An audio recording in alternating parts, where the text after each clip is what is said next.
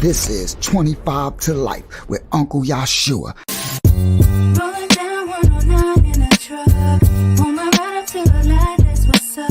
Look to my right and it's a ride rolling up. It's what you telling me tonight we in the club. He got the 24 road Escalade. He got the Lamborghini doors like they blades. His hammers ring cause that's how he was raised. His palace mob and tonight we get Listen, I'm from the ghetto, the slums, the rats, the roaches, the bums, the metal that stuns, the addicts, the cracks, the crumbs. The level where funds is tragic and lavish is none. With rebels, they runs and rabbits like savages' sons. With did him and bigger and swiftly he shined the mud. That city a pity when 50 took 9 of them subs. This is 25 to Life with Uncle YAHSHUAH. What's good? What's good? What's good? 25 to Life Testimony TV. What's good, family? Let me make sure my mic is up. Do my mic? Let me see. Is my mic up? Yeah. My mic is up. My mic is up. I don't know how. Let me turn it down a little bit. Yeah, let me turn it down a little bit. I don't know if I'm going to get loud. What's good? 25 to Life Testimony TV. Sorry for me starting a little late, guys. But, y'all know how it is. Technical difficulties. All right. So, we here, though. All right. So, let me see. Shout out to everybody out there. Shout out to Zayala Yah, Lara Yah out there in the Bronx. Shout out to Kansas City. Shout out to Phyllis Richards out there. Dolores Yah, California in the building. Shout out to Kayana from Kansas City, Texas, Florida in the building. Shout out to YAHSHUAH, North Carolina, South Carolina in the building. Shout out to YAHSHUAH, Chicago in the building. Shout out to Abraya, Houston, H-Town, Texas in the building. Yahakana, North Carolina, and other places, Maryland and stuff in the building. Shout out to Wyatt, Tennessee in the building. Tennessee in the building. Shout out to everybody over on Facebook who gonna come over a little bit later. All right, got started a little late tonight. All right, so now we let's go. Shout out to YAHSHUAH and Ahavaya out there in Canada by way of West Africa, as well as why I can't think of which part of West Africa. It's not Senegal. It's Ghana, by way of Ghana and West Africa, and by way of Jamaica, the Caribbean islands, and out there in Canada. Shout out to Ahavaya and YAHSHUAH. All right. Well, tonight's thumbnail was they killed my grandma, the crack era in the 90s. All right. Next week, I'm going to try to do this legendary story of a New York dark street legend, my brother Kenneth Hill.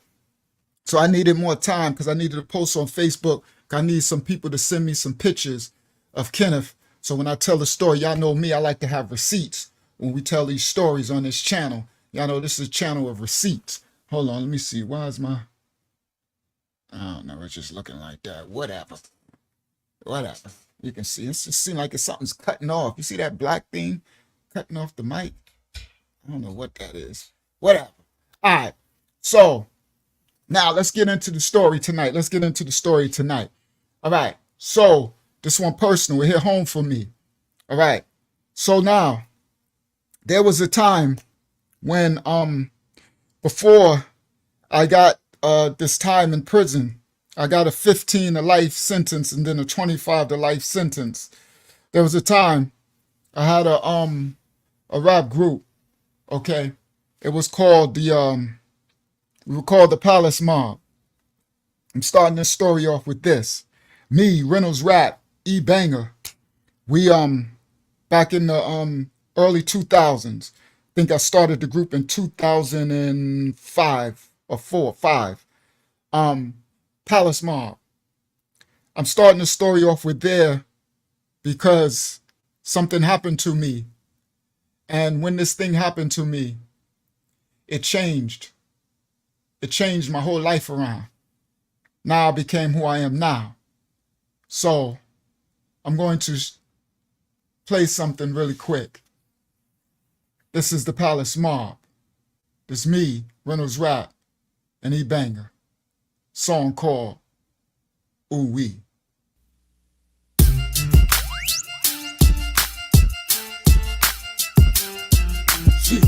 Ooh wee, who me? Riding down the block, smoking that ooh wee. In the drop, Porsche kitty, looking like ooh wee. Chain vanilla velour, they be like ooh wee. Ooh wee, ooh wee. Standing on the block, pitching that ooh wee. You know I keep the guns, nigga, ready for ooh wee. Okay, I'ma do it for the hood and rep the NC. Okay, here we go. Yeah, I'm at it again. Lucha Reynolds in the front, I'm in the back of the Benz. Getting high with whatever, all Bacardi and Sprite. Yeah, I might catch a body tonight. Who knows? I only got a few foes that's still alive. Cause the rest of them bitches got killed to die. I might laugh, but don't think I'm a joke. And get smoked and get a motherfucker shanking your throat. It don't matter. It's survival of the strong and the cat. That's why these snitches. Sorry, I thought that was the one where I took the curses out. Ooh wee. Ooh wee. The curses ain't out of that one. So we gonna have to enjoy ooh wee another time. It was just getting going too, right? But I gotta reverse the curses out of that. Ooh wee. So I'll make sure I do that again before I play ooh whoops. Yeah. Ooh wee. Ooh me. Alright. I know y'all gonna say we'll live. Nah, it's okay. I don't even wanna it's alright. I'll play it. So guys, after this song, ooh wee, well, after this album, that'll be accompanying the book. So what I'm doing in this live stories, I'm writing my book, my book. Lucky to Be Alive, the true story of my life from the projects to the pulpit. All right. Now,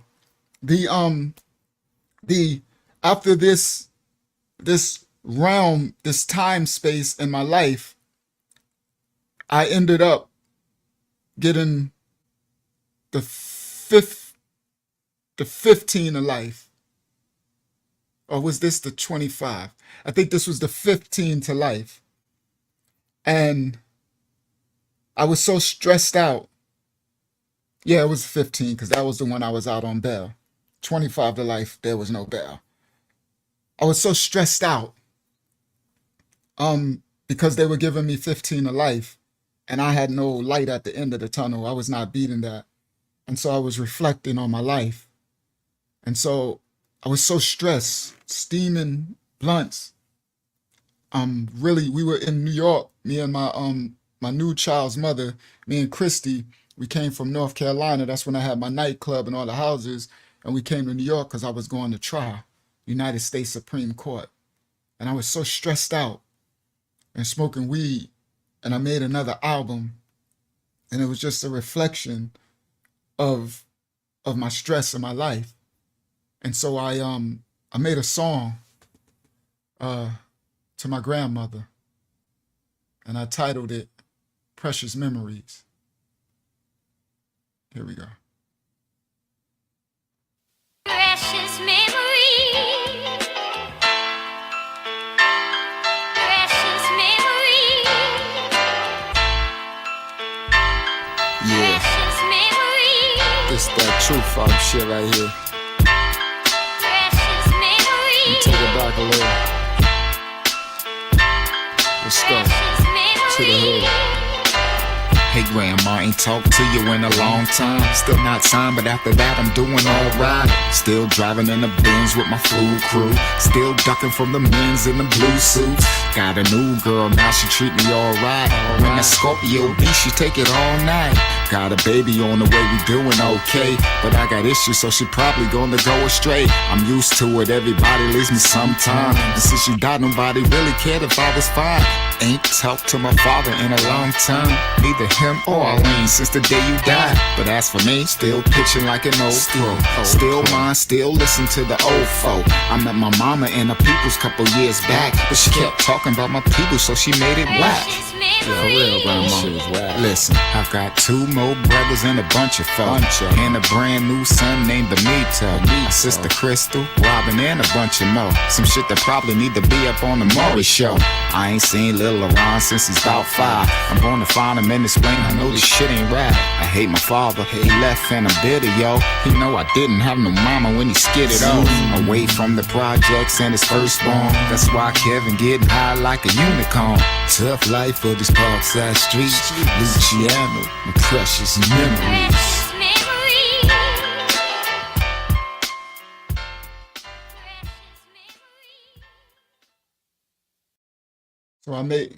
So I made that song as an ode to my grandma because I was stressing and I was facing life. And I was just writing about my reality. I said, and since you died, nobody really cared if I was fine. Sometime the Most High will send you a blessing, and that blessing can be in whatever package he wants to send in it. And my blessing was my grandmother. Because the Most High knew, and I guess he designed it, that my birth mother would leave me and my birth dad would leave me. And all, but he will give me a grandma. A grandma. Now, how I'm gonna say this? Let me walk it down a little bit. I'm gonna give a little precept to walk it down a little bit. My dad, his mother, that's the grandma I'm talking about. She was from Memphis, Tennessee.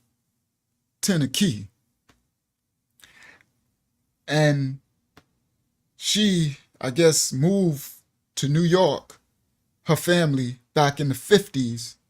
And they moved to this place on Strong Island called Hempstead, this all black community that was all black everything. Like a big black Air Force One, Hempstead was. Sneaker, right? Just making a jokey joke. But it was all black, all right? And they built these projects in this place called Hempstead, and it was called Parkside Gardens Projects. As in these 50s and 60s, they started building projects in New York City, throughout New York. A project that they was conducting on the black people, the children of the slaves, the descendants of the slaves, actually are the children that went into slavery from the Bible in Deuteronomy, said that they were going to slavery again by ships this time, into bondage. Okay? Egypt is bondage in Hebrew. They would go by ships and be scattered across the 4 corners of the planet Earth. So they built these project. It was a project, meaning, you know how you do a class project, an experiment? They experimented. Shout out to Phyllis Richards. Thank you for the super sticker. They experimented with the conditions of our ants, of our people, and say if we stack them on top of one another and put them into poverty situations, as they did this experiment with rats. They did this project with rats. And the conditions would be that the people would consume each other, one another, from the poverty. Because when they did this condition, when they created this project, right, in the 50s that they used with rats, and they stacked the rats on top of each other in the living conditions, and then started to wean the food and the resources. And then the rats, who were getting along as a society, when they were living in functional, had space and room and not on top of one another, the rats was living in harmony with one another, with the resources and the food. But once they stacked them on top of each other as an inverted slave ship, the slave ship stacked, they just stood it up. And then they took away the prosperous conditions of the mice, of the rats. They did this experiment, this project. And what happened was within months, the rats started to fight one another and started to, and all the way till it got to the point where they started to kill one another and consume one another. And they found out this project works. So this is why they built projects all through America, the daughter of Babylon. And so they built a project. They built a bunch of projects, but this project, when my grandmother moved from Tennessee in the 50s, she moved into this project. And she had a man who was from North Carolina, my granddad, but he had died. So before I was even born, he died, I guess, not too long after my dad was born. And they had a baby, which was my dad, only son. She only had one. And her husband died, so she was alone in the projects with my dad, her son. That was my dad. Then my mother, my earth birth mother, she was from Bed-Stuy, Brooklyn. So my dad is from Hempstead, Strong Island, Parkside Projects. He was born and raised in Parkside Projects. But my mom is from Bed-Stuy, Brooklyn. She was born and raised in Bed-Stuy, Brooklyn, Brevoort Housing Projects, Bainbridge Buildings, Brevoort, and some more projects. So my earth dad was a part of the project, and my earth mom was a part of the project. So what do you think that would leave me? Ain't that something? That's something. I ain't never thought of this before. I never even said this before. I'm rationalizing this right now. That's crazy. What do you think going to be the result of this project of total chaos? So my mom, her dad was from Puerto Rico, and he was a rabbi, a Hebrew. He was actually an Israelite in the 1920s, and he moved to Ethiopia with Haile Selassie, the king of Ethiopia, and he lived. I got pictures and all. I got receipts. Don't worry, that'll come out later. I got newspaper clippings, receipts from articles in the 40s and stuff. Okay, so I ain't just talking. Y'all know, this channel is all about receipts. Okay, so yes, so my auntie, shout out to my brother Ronnie from the Bronx, his mom. She got pictures of her, my auntie, and my earth mother in the limousines with Haile Selassie when he would come to America with my granddad. All right, the rabbi, the Hebrew Israelite. Okay, I ain't gonna tell. I'll save that when I bring that out. And this back, this was he had a temple in Bed-Stuy, Brooklyn. All right, parades in his honor and everything down Utica Avenue, what they later named Malcolm X Boulevard. All right, so anyway, her dad moved from Mayagüez, Puerto Rico, which he was a black, a melanated Puerto Rican. The slave ships dropped us off on every place in the world. He moved to Ethiopia to be with Haile Selassie and lived in the kingdom with Haile Selassie. And then he left Ethiopia and went to Ohio. I think it was Cincinnati, Ohio. And he started his Hebrew first temple, Hebrew Israelite temple. And then he got into a war with the KKK. All right, because my dad I got pictures and images, newspaper. They wrote about this in the newspapers. I got it dated. I got all of the receipts. That'll come out another time later. All right, so he got a shootout with the KKK, and he had to bounce, right? So because they was gonna burn, kill my dad and my granddad and his family, and he bounced from Ohio in the I think this was 1940s, and he bounced to Bed-Stuy, Brooklyn. And that's where he started his temple there in Bed-Stuy, Brooklyn. And then he met my grandmom, and she was from Bed-Stuy. I don't know where she was from, but her mom and them were part of my granddad's temple, his Israelite temple. Okay. And now guys, this before these old crazy Hebrew Israelites out there with all that wicked stuff. So this goes really deep. He was back in the 20s. All right. So anyway, then they end up having, I think, 5 children, and their first daughter was my mom, the eldest of the 5 children from Bed-Stuy, Brooklyn. So my dad from Hempstead, Strong Island, somehow met my mom from Bed-Stuy, Brooklyn. And they got together. My dad was a truck driver, a straight, narrow, hard worker. But my mom had became a hustler in Bed-Stuy, Brooklyn, because my family, the Cornies, shout out to my cousin Khalid and my cousin Khalid, his dad and all my uncles, a bunch of I learned this when I met my family. They told me the history and they showed me all the pictures and stuff. They became very prolific hustlers in Brevoort projects, Bainbridge buildings, back in the days. And then they taught my mom how to hustle, and my uncle said she took over. So I guess I got the hustling gene, honestly, okay, because I never knew my mom or nothing. I learned all this later when they told me, because I was abandoned by both of them. This week we getting there, okay? So when I met them, everybody's telling me this whole story. So I found out, because I knew when I knew my dad, but I'm like, I didn't come from him because he's a straight hard worker. Where's this hustle come from in me? I meet my mom and she the doggone hustler. So my uncle said they turned her on because they had a weed kingdom back in I think it was in like the 50s or 60s or whatever, something like that, or 60s or something like that. And they turned her on. And once they turned her on, they told me that they said about 3, 4, 5 months later after we turned her on, we end up all working for her.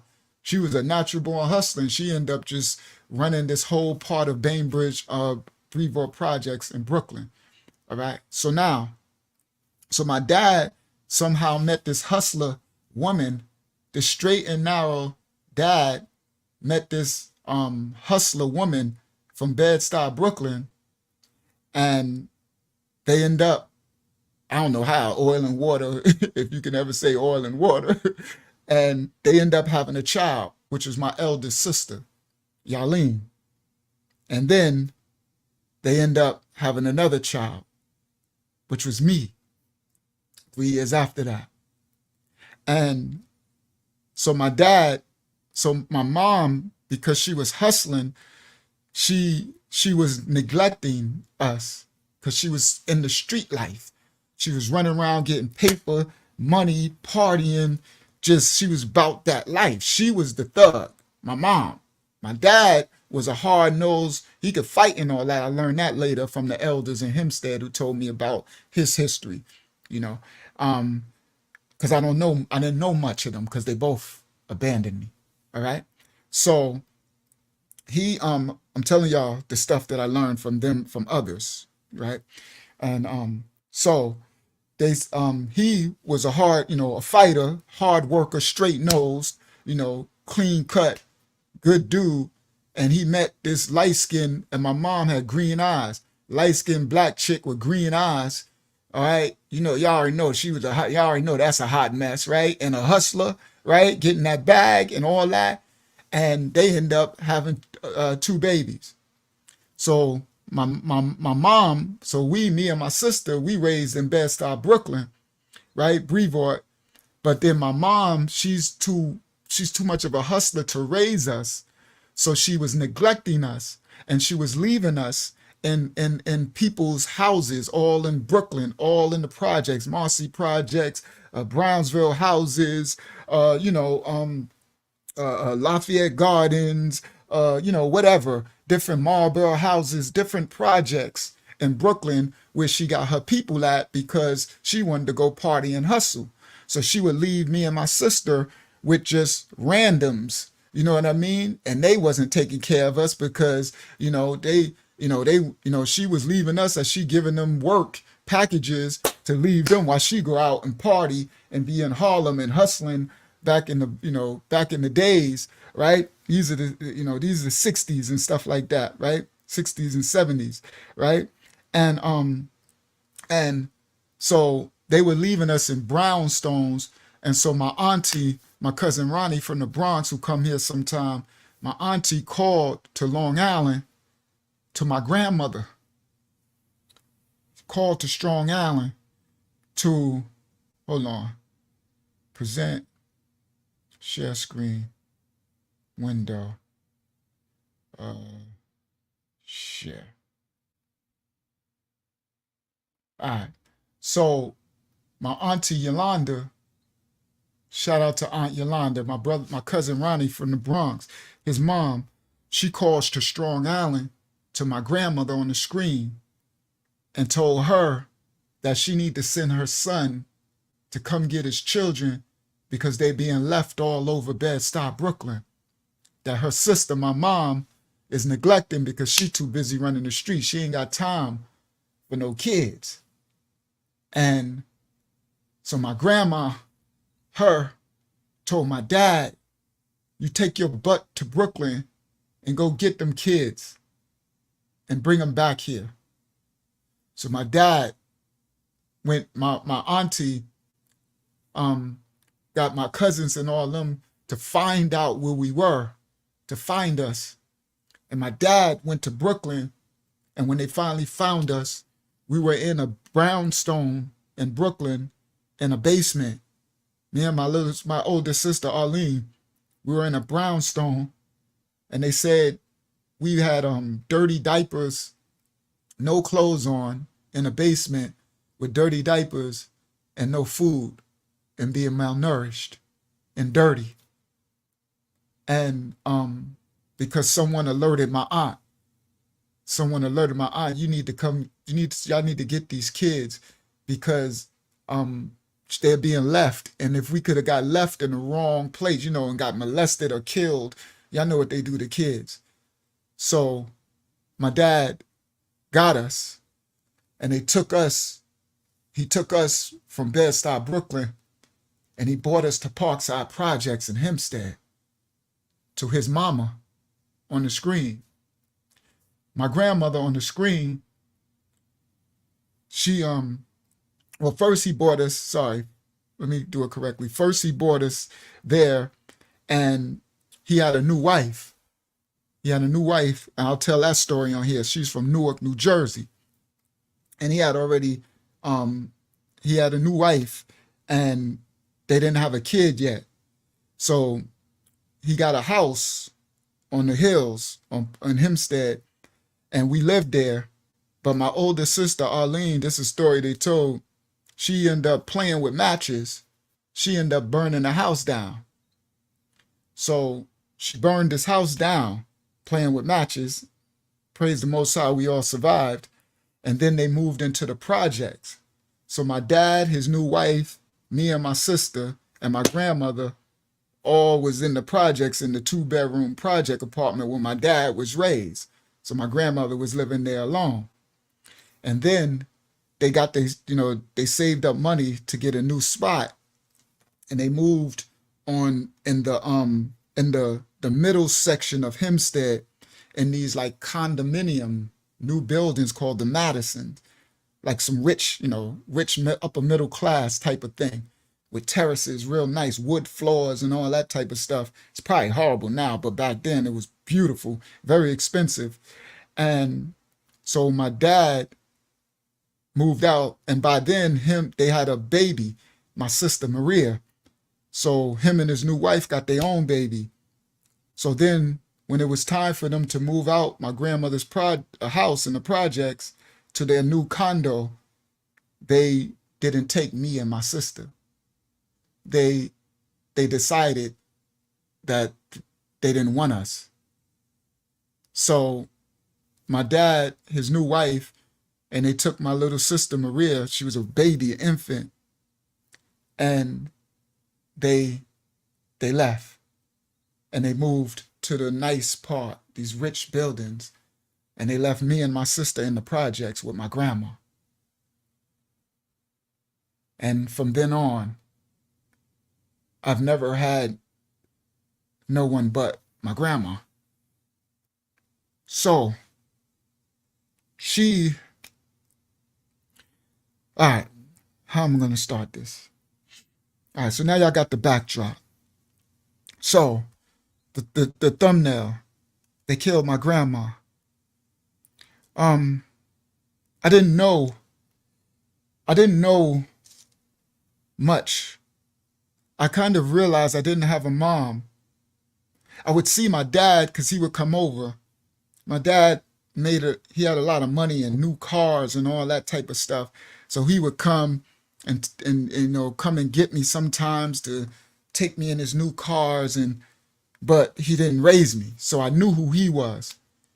I never knew my mom. I remembered her from the times that I was experienced with her, because I seen her twice more in my life as a little kid. But I didn't know her, and I didn't know my whole family was in the Brooklyn and the Bronx and all over. But so I was kind of alone, like in the projects, Parkside projects. So my grandma, that's all I knew. Now, when that's a generation gap, it's the thing called a generation gap. When you have a child and a grandma who might be in her 60s or something is trying to raise this child when she is actually supposed to be in retirement. She ain't supposed to be trying to raise no child. She already did that with my dad. Now she done got these new babies, me and my older sister. So the generation gap, where in each generation things change and it ain't the same as when the elder generation before us, where they want us to do what they're doing, but it's new things going on. So now we coming up in the 70s and things change. Now, not only is there one generation gap, it's two, because it's not just my dad, my dad and mom, which would be a generation gap. This is my grandma. All right, now, so I'm gonna fast forward.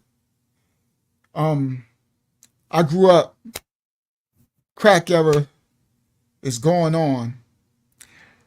I started hustling about 12 years old, about 13 and stuff. By 15, I started hustling weed first. By 15, I'm buying my first car. This is the roar of the crack era. This is the height of it. It's the 80s. It's the height of it. So I didn't know, as I started to make a lot of money in the streets, I didn't know, because I wasn't old enough or mature enough to realize that my grandmother wanted me to take care of her. So what I mean by that, she worked. She was a housekeeper, what they call a maid, basically like a slave for this rich white Jewish family. Okay. And she wore the black and white uniform, all that. Right. And so I didn't realize, I'm telling y'all things I learned in hindsight, that she wanted me, because I was making all this money in the crack era. I did my time for any crime that was committed back then. The money in the 80s was insane when crack flooded our streets. So I was a kid having thousands and thousands and thousands of dollars, but I didn't even realize that to get to like take care of her, like send her and my godmother out on boat cruises and stuff, right? Send them out shopping, right? Go give her, here, grandma, take this $1,000 and y'all go shopping. Like, but she didn't tell me. If she would have just said to me, hey, could you give me something to go shopping, or could you, I learned all this later, guys. That's why you gotta, what's the name? If you got your parents or your grandparents, treasure them and honor them. That's the word. Honor them while you have them, if you have them while they're here. Because it wasn't until after she was gone and I got older that I realized that she wanted me to take care of her. But I didn't know, because I was a kid. So I'm running around spending all these thousands of dollars just doing all this stuff. But she didn't say anything. I just so wished that she would have just said something. Because I know I would have been like, what? Got you, grandma. What you want here? You take Janie, you take Callie Mae, you know, she had a crew. You know, the old lady crew. She got her crew. They thick as thieves. I've been like, here, y'all take this $2,000 and go for Cancun, go on cruises, go live your life. Y'all done did that thing. You know what I mean? Go enjoy yourself. Yep, she worked in Rockville Center. Absolutely, Aaron. Rockville Center. Now, shout out to AC in the building. Now, I would have given her anything, but I didn't know. I was just a child. And it so my it caused a gap. I didn't know. She would get angry sometime, but I didn't know why she was angry. And she probably had too much pride. AC said my mom did too. Wow. In Rockville Center, that's interesting, AC, because our parents, AC, worked for the rich white people in Rockville Center. So Rockville Center, guys, is a suburb next to Hempstead. It's a college there called Malloy College, and it's like they like rich. There's people like some of them they got rich. They like got mini mansions and stuff like that, and mansions and stuff. And so a lot of in the 70s, a lot of the black women were maids. Basically, you know what they, you know, from the slave days, they wore the whole uniform and everything. Wow, that's interesting, AC. He said his mom did too. So so it caused a gap. And I never understood. It wasn't until after she died, guys, that I realized. I put it all together, and I was so hurt because now I can't do nothing about it. Okay? Shout out to my sis. So now, all right, here we go with the story. So I'm going along, and it's during the crack era, and I'm doing my thing, right? I'm a teenager, and we running around wild in the streets. And my dad and his new wife, they got a whole family. They got my sister and my brother. They got a boy and a girl. And you know, and they got their own life. And you know, they got like a lot of money. My dad, he was a hard-nosed, hard worker, but he was always prolific. So he always made a lot of money, meaning like, so they had like leather couches, and like they had the best of everything during the 70s. He had a movie screen. My dad had the life where he had a movie projector, and they friends. This is the 70s. Picture people with big afros and stuff like that during the 70s, and his friends and stuff would come over. He had a bar, and a bar with liquor, with white leather bar with white seats and glass behind the bar. And they were serving all his friends. They would show pictures of Coffee and Sheba Baby, Blaxploitation, The Car Wash, and Superfly, like, you know, those movies. And my dad, they were showing on a movie projector. He had a movie projector, a screen, and so that's letting you know how he was living. And he never hustled or did anything. He was just a hard worker, but he just did things. He had a brand new cars every year. He had a brand new car every year. So he had this beautiful wife, okay? And he got this beautiful two kids, my sister and my little brother. And so they got their own like life going on. And while me and my sister, we in the projects with my grandma, okay? So they, so he and they had like they would switch their furniture every year in the house. They would buy all this stuff. Like my brother and sister would get all this stuff. I'll tell you another time. For Christmas, it was horrible what they used to do to me for Christmas. Buy all this stuff. I might have one or two presents, and my brother and sister got hundreds of presents. They opening presents for hours and hours and hours, and I'm sitting there and I ain't got nothing. I open up my one or two presents. I'm just sitting there watching. But anyway, this ain't about that. So they got fish tanks, like shark tanks. Like literally, my dad was living like rich. Sharks and this, I know these fish, Jack Dempsey's, Oscar. There's a fish called an Oscar fish. It's this big. These fish eat other fish. These fish are predators. You feed these fish fish. So a Jack Dempsey is a big fish. It eats fish. So you had jump regular goldfish in there and they and Oscars and sharks. And he had exotic fish tanks. He had birds flying cages, rabbits, hamsters. They had a whole zoo. Dogs, a zoo. Like my brother and sister had their life, and me and my sister, we in the projects. You hear me? We in the projects. So now I'm getting this the crack over. I'm a young kid. I'm like 12. Well, at this time I'm like 14, 15.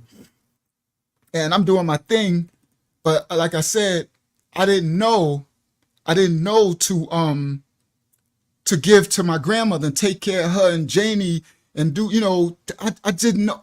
A little longer, I would have grew up enough to realize like she wants to be taken care of. I just wish she would have said something. So anyway, let me get to the story. So my biological dad and his new wife, they would come over to the projects and do, because that was his mom, right? So I knew who he was and all of that, but he didn't take care of me and stuff like that. My grandmother did everything, okay? And he would, come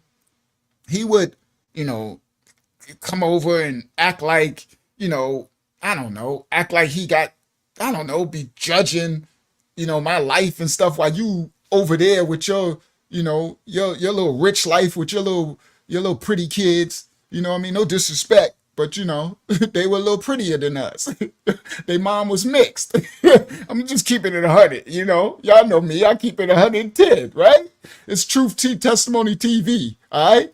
So, you over there with your, now they, shout out. I love my sister and everything. And I used to love my brother. I don't know what's wrong with him, man. He just on something else. But, I be careful, I love all, but I would definitely love to love him again, right? But he on some foul stuff. But I love my baby, my sister Maria. I don't, and so yeah, reminds you of The Help, yeah, that movie.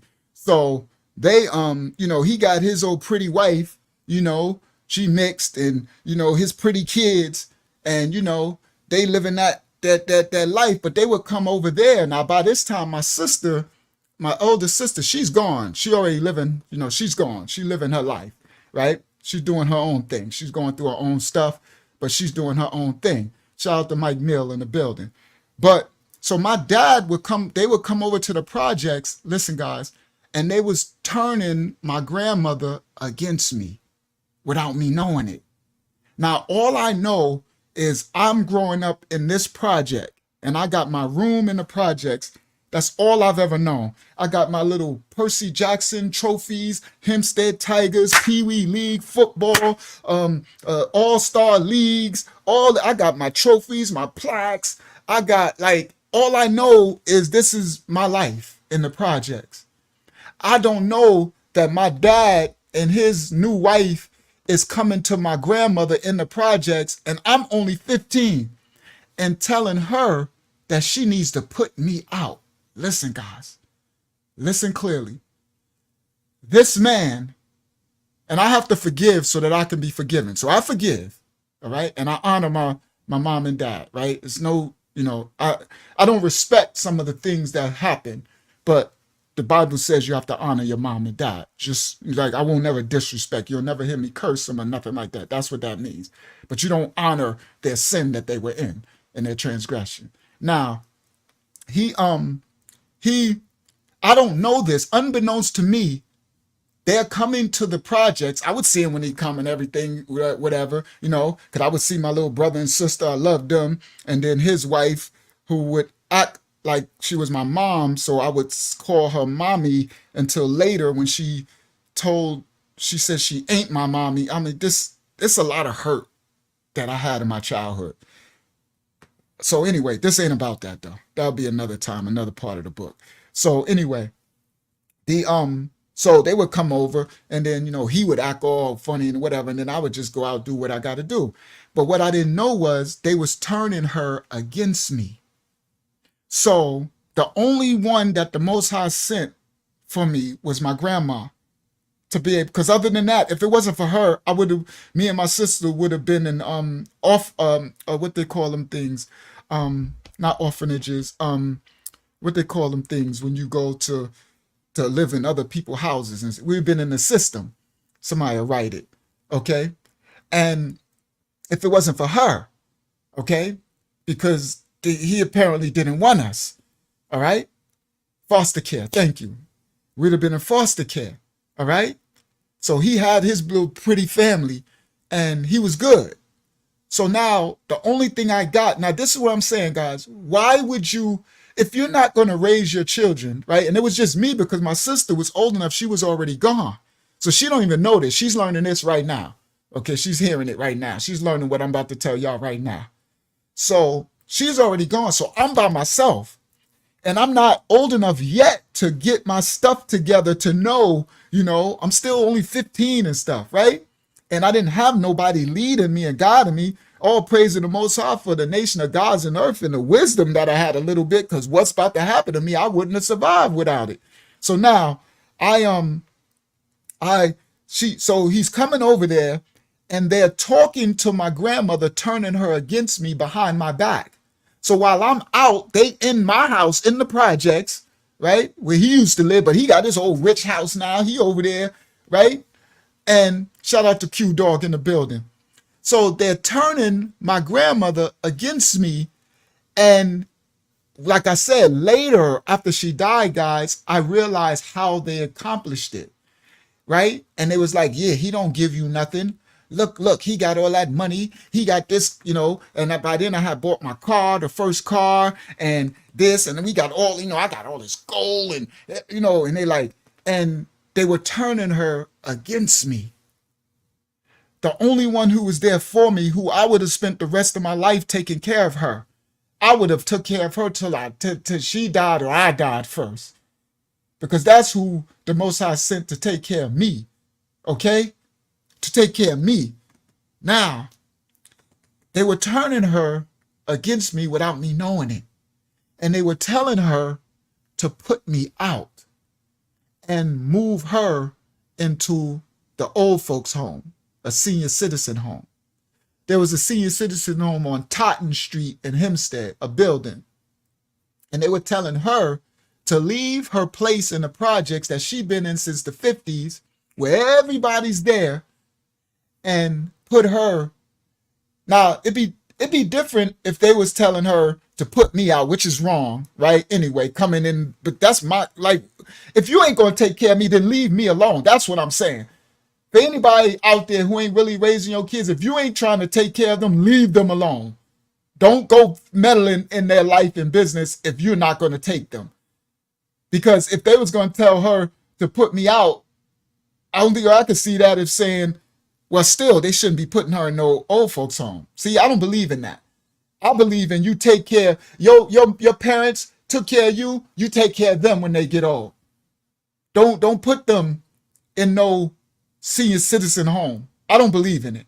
She would have never been in no senior citizen home. She would live with me. I would have took care of her. But I didn't know they was turning her against me. So they were telling her, and I am running around in the streets thinking, just living, going on, I'm risking my life and all that crazy stuff going on in the streets, not knowing that I'm about to be homeless. Yes, YAHSHUAH, homeless.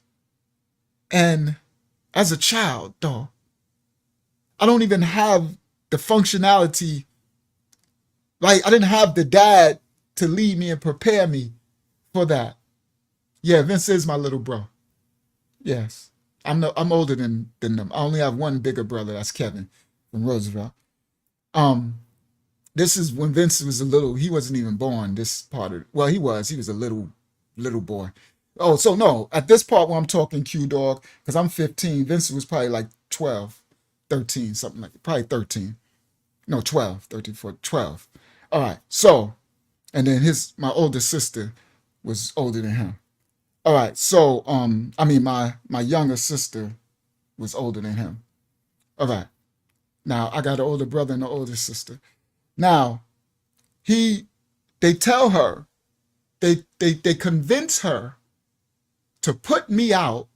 Now it'd be one thing, I can respect it more if they was, which they shouldn't have, telling her to put me out and they was gonna take her and keep her with them, right? Like, you like, come live with us, right? You don't need to be. They should have just left her alone. Because let me explain something to y'all. The people who were left in that projects and everything, who they left alone, still lived a long life.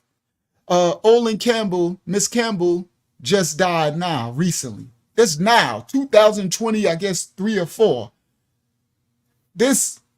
All these, her friends lived very long life. But all right. So they go and they convince her to give up her apartment in the projects, which she was rent subsidized in because she owned it for the 50s, since the 50s. So her payment, everything was locked in.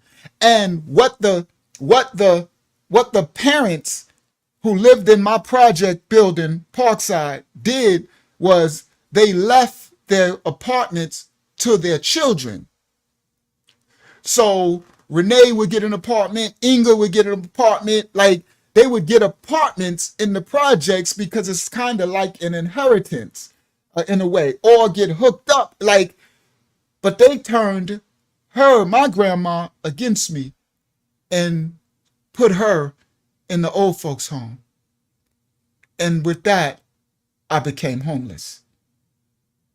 Now, I was doing my thing, but I had a Mercedes. The Mercedes that was in the thumbnail.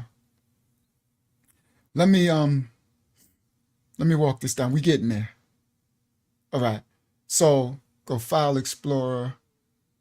That one. Let me open that. Okay. So now come back here. Stop share. Present. Share screen. Window. That one. Share. So this is the thumbnail, right? And this is the old 500 Mercedes. 500 SEL back in the days. These are AMG hammer type rims. All right. So I had this in silver and dark, well, not silver, like a gray, a darkish gray. This 500 with the chrome 500, with the chrome hammer rims, but the rims were a little different. They were deep dish. These are the AMG joints.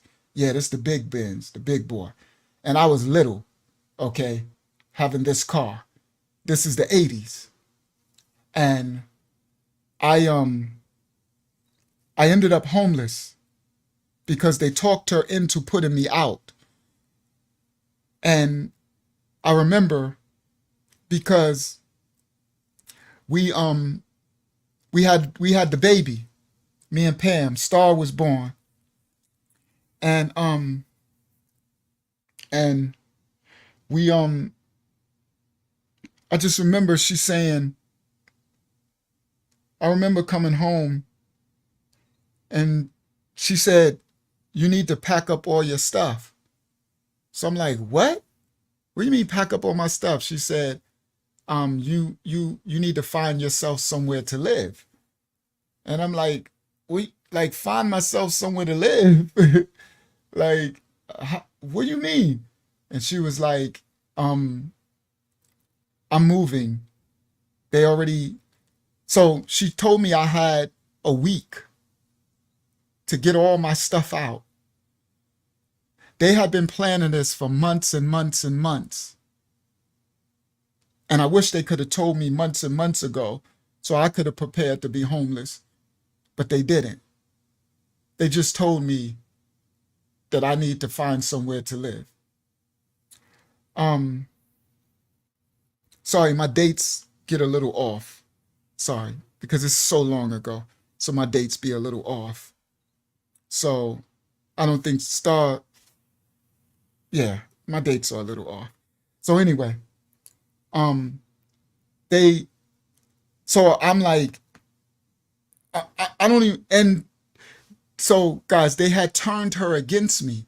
So for all of the months that they was talking to her behind my back, they turned her against me. And so when she was talking to me, it was like she was cold. It was like she didn't care. And I knew that she never like showed affection, but one thing I knew was that she loved me. That's what kept me functional. Because I went through times of a little bit of depression, because there would be times that it would kick in that I don't have a mother or a father who loved me.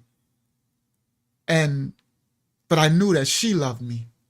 She never showed it, she never said it, but she provided. So if anything that kept me a little functional was knowing that this woman loved me. But when she was talking to me now, it was so cold. And I didn't understand how she didn't care. And I was like, but where am I going to go? And she's like, I don't know. I don't care. You got 1 week. And the movers were coming to move her stuff to the old folks home, to senior citizen home. We used to call it old folks home back in the days. And so the next day, I don't even know what to do. Like, I couldn't even process, because I'm like, what do you mean? Like, this is our house. This project apartment is all I ever known and had. Like, what do you mean it's gone?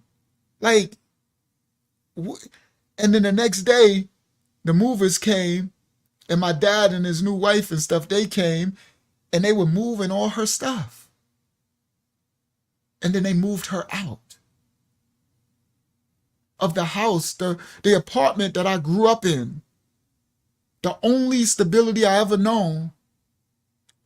I was sitting in this apartment and it was empty in the projects. And she said I had 5 days before they clear everything out. And I was sitting there in this apartment that I was raised in with my grandma. And I'm by myself, empty. And I don't got nowhere to go. I don't even know what to do. So I didn't know what to do. So I just would go out, and then I would come back and sit in there by myself with my room, my bedroom. My bed was there, my dresser was there, my pictures was there, my trophies was there, everything from my childhood, from birth or whatever, from whenever they took me from Bed-Stuy, Brooklyn to there. I think I had to be like 2, 3, 4 years old, something like that. Maybe, no, probably like 5 years old, 6 years old, something like that. And all my life, that's all I know. And now I'm sitting there and the whole rest of the apartment is empty, but my room is fully, all my stuff is in there. And I didn't know what to do. So I did nothing. And then on the 5th day, they came. And the person who was like the manager for the projects, like they was all in cahoots, because the projects, the building, Hempstead Housing Authority, they wanted to get the apartment so that they could up the rent, because my grandmother had the sanctioned in where they can up her rent because she was owning it from the 50s. So they wanted to get her out like they did in, all through New York City. They want to get those who are grandfathered in out, so now they could charge the new people, right? Let's say if my grandma was only paying $200 a month, they could charge the new people $1,000 or $15. Like, this is the 80s, okay? So they was all in cahoots to get her out. So when the lady came with the clipboard, they was like, get out, like proud to get this so they can up the rent. So they came and they was like, all right, you had your time, now you got to go. And so that was it. She said, you better grab what you can grab because we changing the locks. You won't have access to come back in and all your stuff will be thrown away. And I grabbed a little bit of stuff, clothes, and all those workers was in there, and I walked out, and she had the man at the door taking the lock off and changing it. And I went into the hallway of my projects, and I looked at my door, 3B, and that was the end of my life. My whole childhood was gone, and everything that I had accumulated of all my life, every trophy, every award, every plaque, all my picture, everything was gone. My whole childhood was gone. And I was kind of like zombie-like. And I walked out and I went to my car and I had this Benz. Oh, sorry. That's another picture. Let me do this. Is it this one? Sorry guys, I'm a little emotional. No, not that. All right. So let me, I got another picture. Let me stop share. Because well, just picture the one that I had up there in silver. All right, because I had that in silver, because I had some more pictures of the of a silver one. Matter of fact, here it go right here. So this is a silver one. This is more kind of what it looked like, present. And I'm getting there. I'm about to get to the story, guys. Sorry, it's a little emotional for me, honestly. Hurts a little bit. So this was my car. This is exactly what it looked like, but black tinted windows and the chrome. These hammers were chrome and the tinted were black, and then I had Benz written down here with big black letters that said Benz, and I had a spoiler kit on it. But this was the color, the silver. So I went downstairs and I got in my car. I put my stuff in the back, and then I shout out to Junebug in the building, Bug Juice, and I drove off from my project. And I think I went to Pam's house and all that, spent time with her. And then I remember when the nighttime came, after I finished, I had nowhere to go. I had money, but I didn't even know nothing about getting no apartment. I was young. I was a teenager. And I didn't have nothing, no job, no very viable income. And so when the end of the night came, I drove this car to Pathmark. It's a supermarket like Walmart in New York. It was in Baldwin, and it has a big parking lot. And in the back, it's a big parking lot. And I drove this car into Pathmark parking lot, and I pulled all the way in the back, and I climbed in the back seat, and I slept in my car. I was officially homeless, and nobody knew. I didn't even know how to deal with it. I was already traumatized. Thank you, YAHSHUAH. He said, loves you, Yakaya. We're your family to beyond the end. Praise the Most High. Thank you, YAHSHUAH. Humbly appreciate it, King. Um, I I remember being in the back seat. I used to go there about 1 o'clock in the morning and park all the way in the back, and then get in the back seat. And I couldn't sleep because it was like the thought of, like, nobody loves you. Like, you're worthless. Now I know these are demons. I didn't know that then. They talk, right? And they were making me feel, telling me that I'm not worth being loved, right? Like, I'm a piece of crap. And I felt empty. The only thing that made me feel like worth was that the Most High gave me this beautiful car. So this material possession of a car is the only thing that made me feel like worth. That's another image of the old 500s. That's more the color that I had, right? So he gave me the car. He gave me this big 500 Mercedes SEL. And this made me feel like I was worth something, because the devils, the demons, were trying to make me think that I'm not worth anything. I'm not worth love. Like, I'm nothing.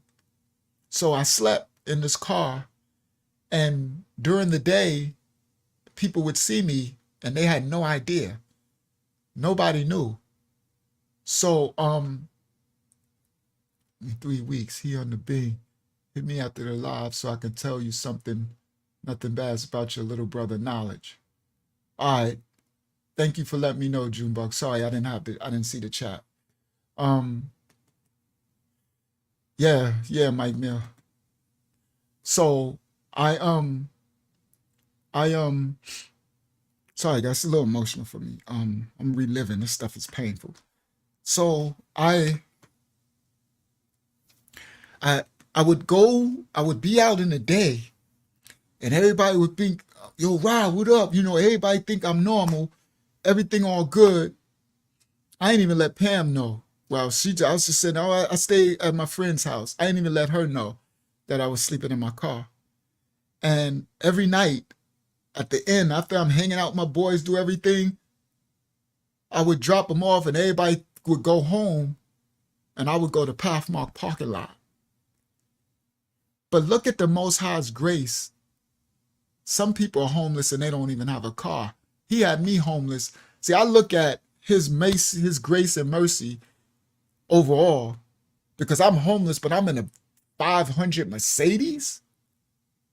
I could have been homeless on the street. So he was still covering me without me knowing him. Now, instead, I don't know God then. I don't know the Most High. So I would park the car and then get back night after night, climb in the back seat, and I couldn't go to sleep because the demons would, I would fall asleep when the daylight would come. Maybe, you know, I've been there all night, maybe 6 a.m., 5 a.m. when it started to get daylight, then I would fall asleep. But then I got to wake up because all the people start coming to shop in the parking lot and I got to drive off. Yeah, it was a roof over my head. So the demons would torture me all night. And there was times that I did cry. I didn't cry much during my whole childhood. But one time in that Pathmark parking lot, I did cry because I felt so worthless.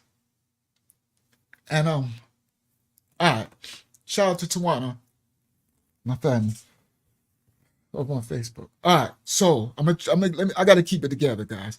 So, all right, so I was in the night after night. I'm sleeping in the car. Nobody knows. Now, one time, I did let Shakim know. I'm not going to say his real name. Q Dog, you know what I'm talking about. And he told me, here, you could come stay. You could come stay in my spot. He had a spot in Roosevelt. So I felt good. About two, 3 nights in, I told Shakim, who's supposed to be my man, I was letting him drive my Benz. So he was driving my Benz on the Heights. I let him hold my Benz for like a month straight. And I was driving his little Renault. He had a little Renault car. A Renault, Renault. There was these cars they used to make. I forgot the maker of these Renault cars. And I let him flex my Benz, right? For a while. He drove for like a month, all on the Heights. So I let him know that, you know what I mean? I ain't got, like, I don't got nowhere to stay. I'm homeless. And he told me, he said, just come to the crib. You can stay in the crib till you find out what you're going to do till you get a spot. So I was like, all right. So just to make it worse, guys. Okay. To add fuel to the fire, my biological dad and his new wife, when they was turning my grandmother against me to put me out, they were talking to me and saying, you need to stop hustling. Okay, I'm glad I remember this part. They was like, you need to stop selling drugs and get a job, right? Because you got a baby and stuff. And they convinced me, which made sense, to stop hustling. So I stopped hustling and I got a job. Dow Lex, Unique's cousin, his dad, Dave, got us a job working at Newsday, the newspaper out in Melville, Long Island. But we worked for a temp agency. So we worked in the Newsday building, but we worked for a temp agency.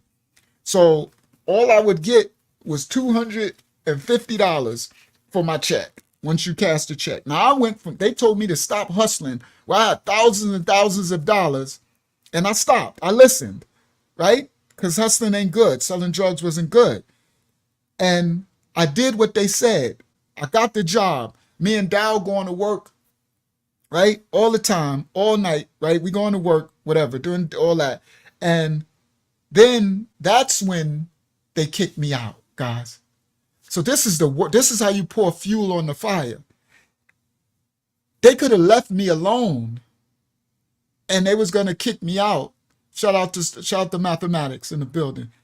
And I would have been straight because I would have been hustling. I would have had a lot of money, thousands of dollars. I could have went to a hotel or something. I could have did something, but they convinced me to stop hustling, get a job, and then while they was working on my grandmother to kick me out. It was a double edge. So once I got homeless, I didn't have no money.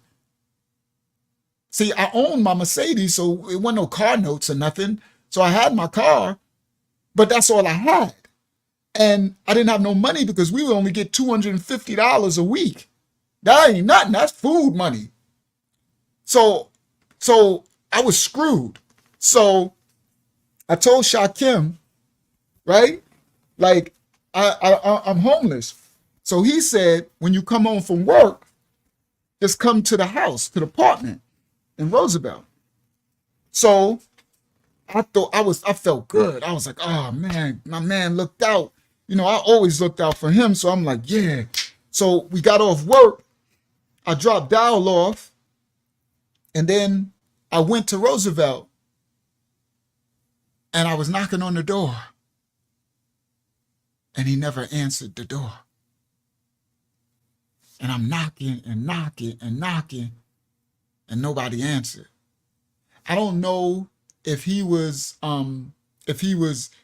there inside or wasn't, or just didn't come home and then the next night, so I went back to Pathmark parking lot, slept in the car again, went to work again, finished, after we went around, finished the end of the night, I went back to Roosevelt again, and he never answered.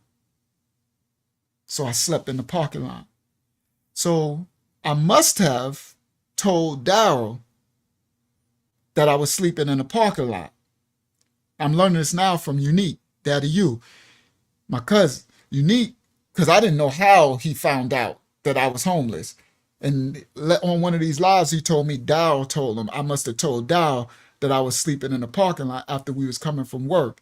And Daryl told Unique, and Unique told Daryl to tell me when y'all come from work, bring him to the house in Lakeview. And he brought me to the house, and I end up staying with Unique instead of sleeping in my car. And we used to hide me in his house first, and then Val, his mom, found out, and then he talked to Val, and Val said yes, he could stay. Yeah, I love him. He could stay. R.I.P. to his mom, Valerie. And so I stayed with Unique until I went to Queens. And I found this apartment in Queens, and I went to this lady on Farmers Boulevard, Farmers in Linden, 119th Road. I lived in Farmers, and this is Jamaica, Queens. And I went to this lady, and I talked to her. I pulled up in this Mercedes, right? All that. And I knew, I found it from somewhere, some circular ads, a newspaper, something, the apartment. And I went and I talked to the lady, and she said, show me the apartment and everything. She was like, how old are you? She said, you kind of young to be. And I said, yeah, but I don't have family. So I'm homeless. So, and she was like, okay. And then she asked me for receipts. Check stubs and stuff, right? And she asked me for the stuff, and I'm like, I don't have anything. Okay? So I'm like, she's like, what? I'm like, I don't have anything. I don't have no check stubs. I have nothing. All I have the money to pay for the down payment. And then she was like, I'm sorry, but I can't give you this apartment. No, I need receipts. She was a Haitian lady. She said, you need receipts. You need check stubs and stuff. And you need rental history and all that. And so I walked out, and I got to the car, and I sat in the car, and it was just heavy, guys, because I was still battling that my family didn't want me. Like it just was horrible, bro. So then I started to pull off, but something now I know is the Holy Spirit, the YAHSHUAH. Something said, no, get back out and go back in there and tell her what you're going through. And so I sat there because my pride. And I'm like, man, F them, F everybody. Like F everybody. And, and that thing said, no, cut this car off and go back in there. And I sat there for a while. And I just got out. And I went and I knocked on the door. And she said, hello? She had a bunch of kids and all that. She said, no, you can't have the apartment. Sorry, I already got somebody who's going to come look at it tomorrow. I said, excuse me, ma'am. And I just started talking. And I said, I'm homeless. And I just explained the situation. And I let her know. I said, I got a job and they only pay me $270 a month, but I was a hustler and I made a lot of money. I had thousands. I said, you see this car? She said, I'm wondering where you get this, this big, $100,000, $80,000 Mercedes or whatever, Back then it was a lot cheaper. It didn't cost as much as that. Probably like 50, 60,000 back then. And I just started speaking. And I just transparent. I just told the truth, like the whole truth, nothing but the truth, right? I was just like, I guarantee you, ma'am, if you let me. I said, I ain't got no furniture. I got nothing. I said, if you allow me, I'll get a sleeping bag and I'm going to sleep on the floor with a heater because it was wintertime in New York. And I said, but I guarantee you I'll pay you your rent. I'll never not pay you your rent. If I got to go back on the streets and hustle, I'll get you your rent. And I was just like, I just let her know everything. I said, I had a grandma and they turned her against me. And now she's in the awful outlet. And she sat there just looking at me. And I finished. And I just sat there looking at her. And she said, do you got furniture? I said, no. She said, you got a bed? I said, no. She said, what do you got? I said, I got some clothes. She said, all right, I got a heater upstairs and I got a sleeping bag. She said, 'cause that floor is cold. Ain't nothing down there. It get cold down there at night. She said, just make sure you have my money every month. And she said, she yelled to her boy. She said, go get that heater and get the sleeping bag. And they went and got it.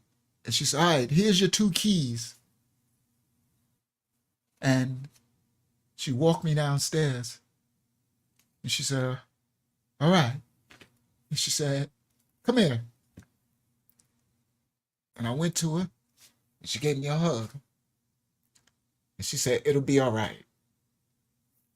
And she went upstairs. And sorry, guys. I can't believe this happened live on YouTube. Boy, talk about your ghetto car going your ghetto car going to hell. The tough guy is all out the window.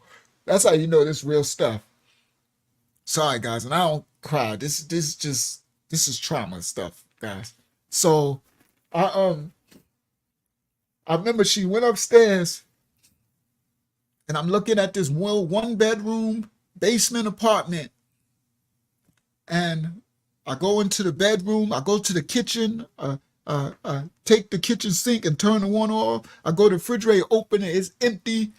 I go in the little bathroom, and then I go in the bedroom, and everything is empty. Little wood panel, wood paneling, right? Finished basement. And she gave me the sleeping bag and the heater. And I took the sleeping bag and I laid it out on the floor and unzipped it. And I took the heater, I turned it on because it was cold down there. I wish I would have knew God, because I sure enough would have said, thank you, Yah. I sure enough would have.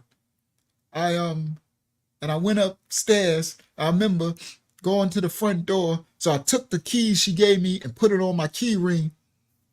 And I went out, and it's a basement. So you go out, you go up the stairs, and then it's a little landing and her door to her back door. You can go into her house, and I have my own separate entrance. You come around the back of the house, you got your own separate entrance. All right? Shout out to Brooklyn Red. It's your 47th birthday. Happy Earth birth, Brooklyn Red. Happy Earth birth to you, young king. May you have a blessed day that the Most High allow you to come to this earth. May you have a blessed day, Brooklyn Red. All right. Thank you, Mike Mill, and thank you, Tawana. Mike Mill says showing emotions is good medicine for the soul, bro. And Tawana said he knows all. Yeah, thank you, guys. Sorry for others that I missed your comments, that I didn't see it. All right. So I remember, guys, walking up. Yep, Q-Dog, you've been to that crib plenty times, the one on Farmers.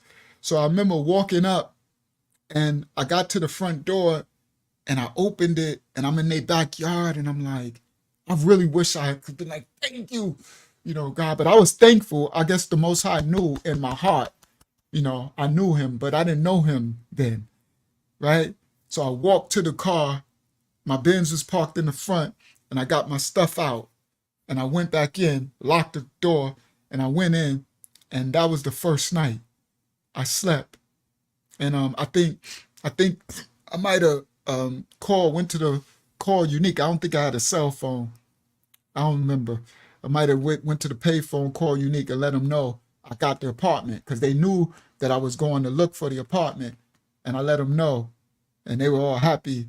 And I told them I'll be there tomorrow after work. And I remember going into the apartment and getting in the sleeping bag, right? And getting in the sleeping bag and had the heater right there, and the floor was hard, right? I ain't had no pillow, so I took my clothes and made a pillow. But I just remember, feeling, this is what I said. I said, I promise you, I made a promise to myself, you will never be homeless again. I said, you will never feel that again. No matter what you got to do, you'll never be homeless again. And I remember I felt so blessed, so blessed. And there was nothing. The crazy part, guys, nothing is in there. It's empty. And I felt so blessed. All right. Now, later, I tell Pam I got an apartment. So I end up moving her in there with me. I just told the story last week of Lil Ra, the black the black Viking. And that was the apartment when they was, remember I said he was throwing his bottle and we was all in one bedroom? That was that little apartment, because later I stayed there for years, and he ended up being born. He was born in that apartment in Queens, right? And so I moved her in there, and then eventually we end up getting fired from the job because they didn't like us. No disrespect, but the Haitians who ran the company, they didn't really like the Black Americans. So me and Dow end up getting into it with one of them. They end up firing us. And so then I had no job. That was the hookup. I got that job. So I started hustling again. Now this time, there's a different motive, because before, when I was a child hustling, I was living in my grandma's house, and it was just for nothing. But now, even though I'm only a teenager, I'm on my own. Like, stuff is real. Okay? So I started hustling. And this, guys, leads into the stories on the channel in 1992, when I started running my block on Elm Street. So the stories at the beginning of the channel, when I was out there, remember I said I lived in Queens, and I would come from Queens and to break down the bike and ride the bike. And those stories in 92, this is how, so right now, these stories are going to start connecting one another. For those who've been on the journey, you'll be having the pieces connected now to the stories. And so this is when I started running my block in 92, and I did my time for any of the crimes that I committed. I did time in jail for this crime. And don't sell no drugs and don't do no crime. Be a law-abiding citizen. I'm not promoting anything. This is just a testimony of my trials and tribulations and the things I went through that could have got me life in prison. Okay? And the Most High gave me a second chance at my life. Okay?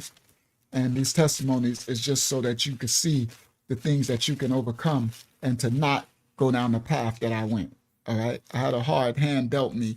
And if I wouldn't, like I said in another one, I wanted to be a cop and stuff because I knew that I could do good for people, right? And they had a lot of power and stuff, but I couldn't. By the time I got to old enough, I had messed my life up because I ain't had no parents and nobody guiding me. So anyway, so now I'm I'm doing better now. Pam is in there. At first we was renting, there was a company called Rent a Center. I don't know if they still have Rent a Center where you go rent furniture for a weekly pay. You end up paying $10,000 for a couch. Rent a Center. So we rented, we use Rent a Center to rent. At first we were struggling a lot, and we used Rent a Center to rent a furniture, and we made it look nice, but then I couldn't pay it because we were struggling. This is when I was working, right? Working at the temp agency, and Rent a Center came and got their furniture. Yeah, you know you bad with Rent a Center when you can't afford Rent a Center furniture. Yeah, Aaron's. Yeah, it's before Aaron's. Only Rent a Center was the first one back in the 80s, right? I think this the early 90s, right? Yeah, this the 80s, early 90s. So so you know it's bad when Rent a Center come. Arlene said she used to work for them. When they come get their furniture, we were screwed. So that's when we end up sleeping on the floor. It was really rough, man. We you know, but we had a roof over our head, right? And we had our two kids. Me and Pam, we was thugging it out, right? Me and Pam been through some things, you know. That's a real woman, right? You know, she ain't just with me when I'm up. You know, now we still got the bins and we still looking good in the street, but people don't know, you know what I mean? We going through it, you know what I mean? We raw dogging it, right? We sleeping on the floor. We was sleeping, that's what I said, we had an air mattress till it popped. And then we couldn't afford a new air mattress because Rent a Center took their stuff. So we went and bought an air mattress.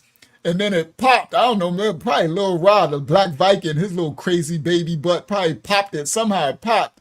And we had wood slats that we had it on, like a box spring thing, and then it popped.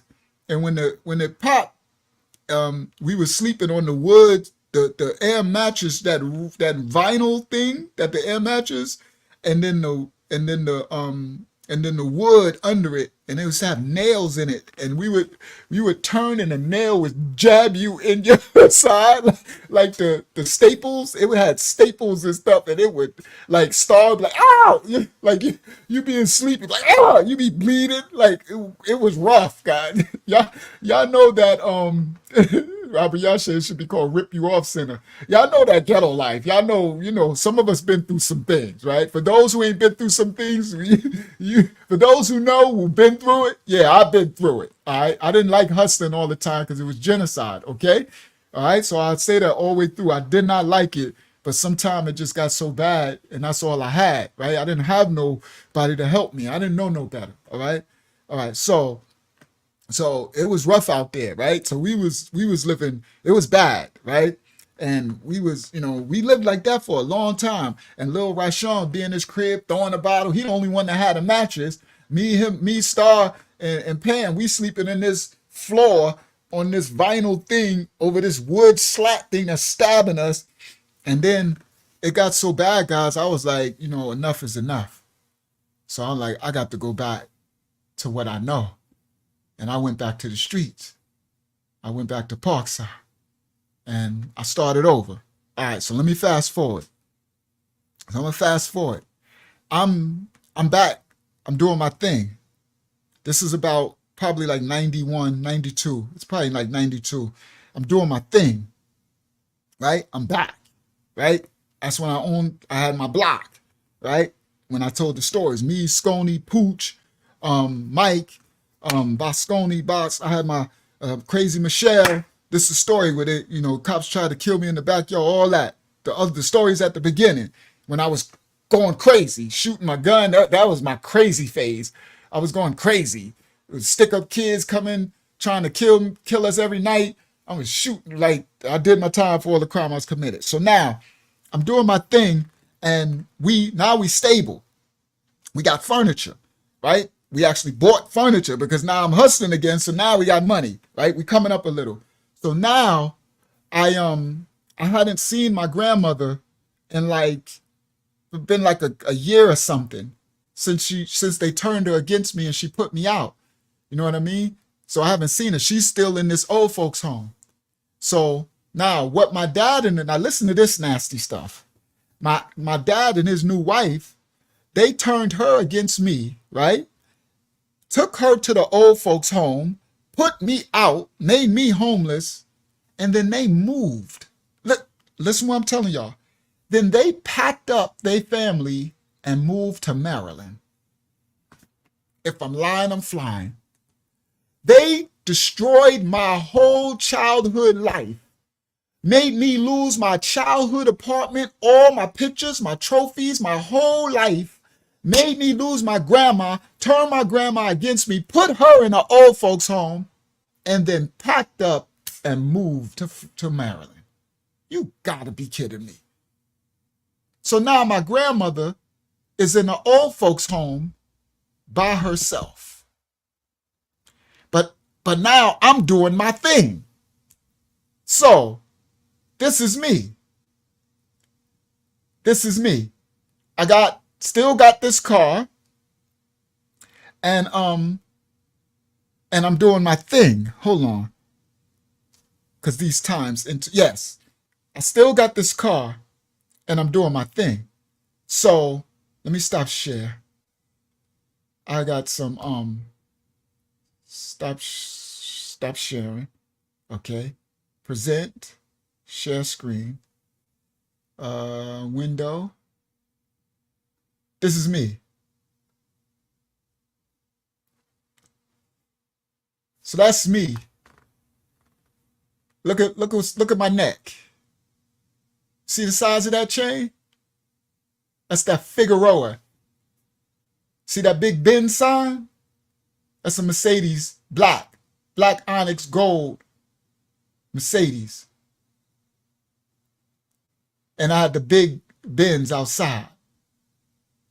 This is outside. This the 90's. All right.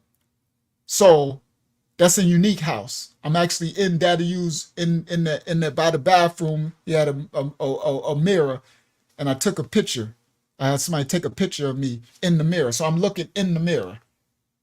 That's what that's the reason why you see all these dots. So it's a picture of a mirror, my reflection in the mirror. They behind me.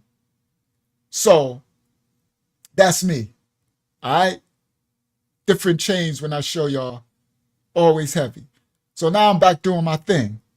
So I'm like, we need to go see my grandmother. I told Pam, because my babies need to know their grandmother, right? Their great grandmother. So we go to Hempstead, Totten Street, and we go to see my grandma. I go up, I tell the people downstairs who I am, show them my license. They take me up to her room, her apartment. They open the door. Let me stop share. They open the door. Hold on, present, share, window. They open the door, and my grandma is in a wheelchair. And I'm like, what is she doing in a wheelchair? So when they open the door, I see a lady in there with white, like a nurse, with all white on, and somebody in a wheelchair like this. So I'm like, what is she doing in a wheelchair? And when I say that, the lady in the wheelchair lift her head up,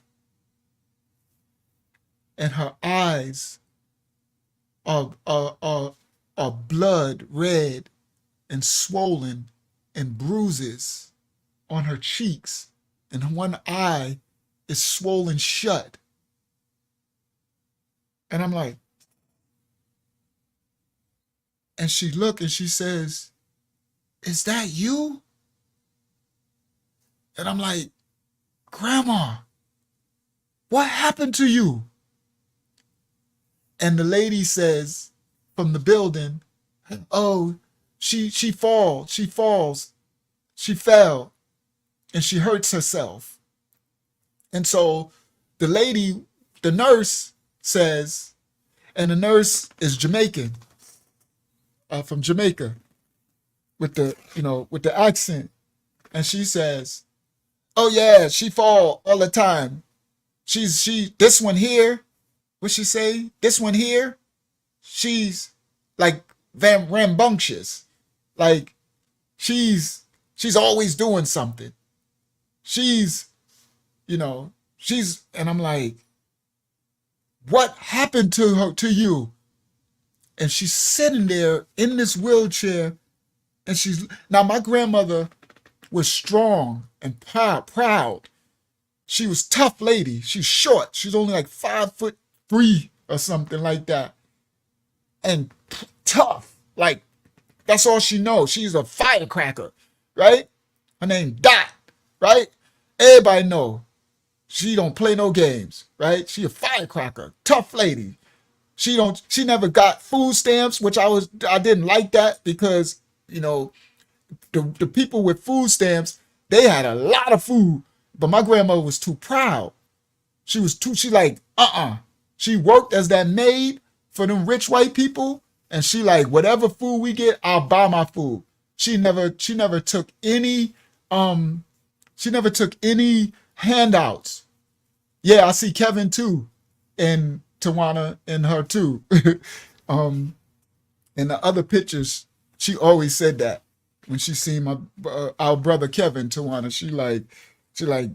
She was the one, Tawana, because my dad was trying to deny Kev. Your mom, Tawana, your mom was like, it's your brother, and my grandmother, your grandmother, and your mom, they all said yep, I see Kevin in her too. So she was proud. So when she looked up from the wheelchair, she had this look on her face. Her eye was swollen shut. Her other eye had big marks. She had cuts on her face, swollen. And she just looked at me like she was scared. And I was like, yo, what is, and they was like, no, we have what they call that thing. They fill out forms that she falls. They said she's diabetic.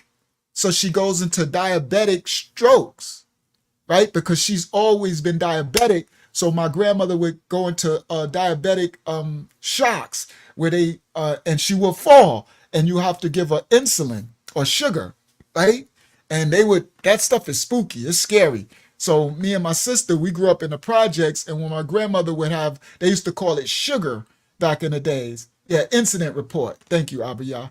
They used to call it sugar, right? They used to say she got sugar. That's what they used to call diabetes. This is black stuff. This old black people stuff. This old ghetto stuff, right? They say you got the sugar. You got sugar. That means they got diabetes. And when they get a fit, they fall out, and they could swallow their tongue and stuff like that.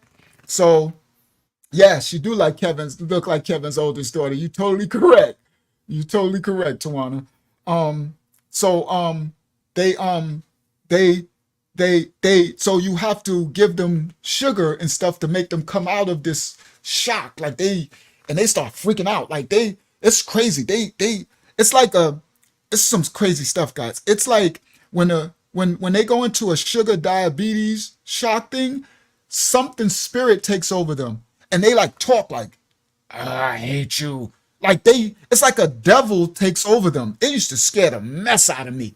They would talk, and like a look would come over their eyes, and they would say stuff like some really crazy stuff, right? But then you would have to give them sugar, right? Or insulin and stuff, and then they would come out of the shock and be back themselves. But they can die every time they go into the shock. So the incident, thank you, Reese.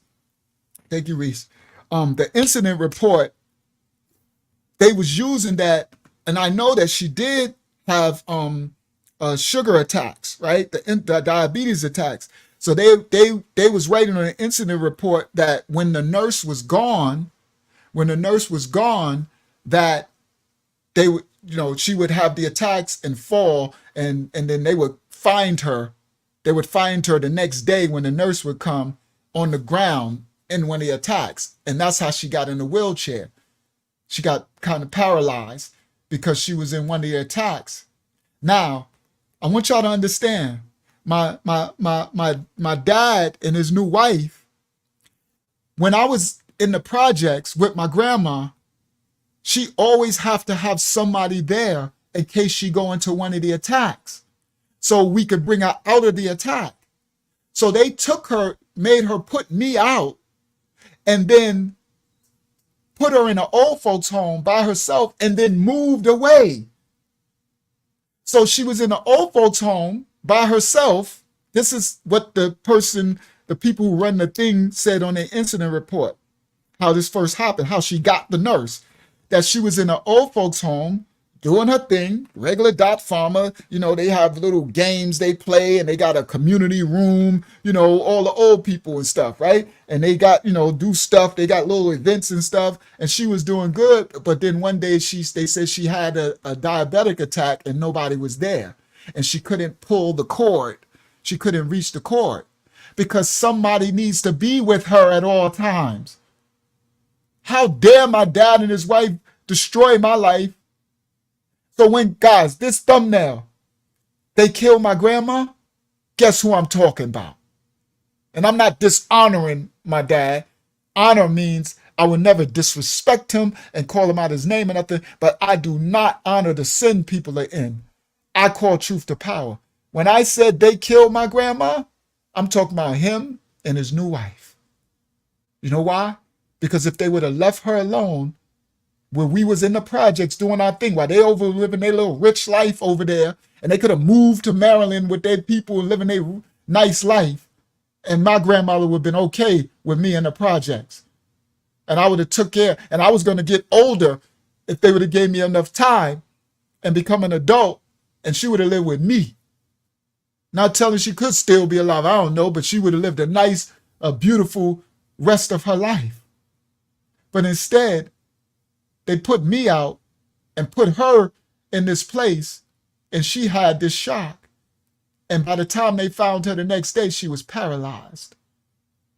So now they put her in a wheelchair. Now listen, guys, I don't know this. I'm away in Queens.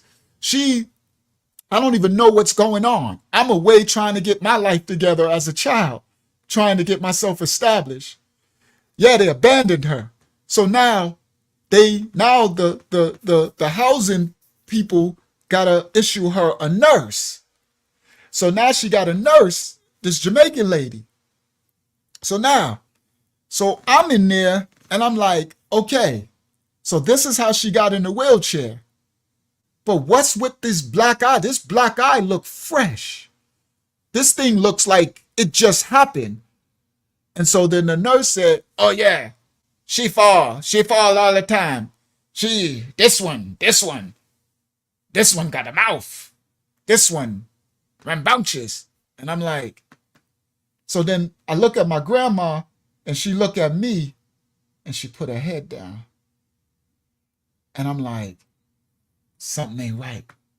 Because my grandma is not a punk. She is spunky. She don't play no games. She'll fight a 10-foot person, even though her little 5-foot self something, right? So I'm like, so then we in there, right? So Pam looking at me and we like, man, this is not okay. So the kids are there. They like, that's their grandma. So we there and, she's trying to talk and, you can see her smile because of the kids, right? So we would, I was like, all right, we need to make sure we come here, more, because we living in Queens. So we would go there every couple of days, right? So we there, right? We finished that visit and everything, right? So we're like, all right, grandma, all right, we'll be back. We come back and she looking like, she got a tear came, she crying. she like, I'm like, we're coming back, Grandma. We're coming back. Don't worry, we're coming back. And so then she like, looking at me like cause she could barely like talk.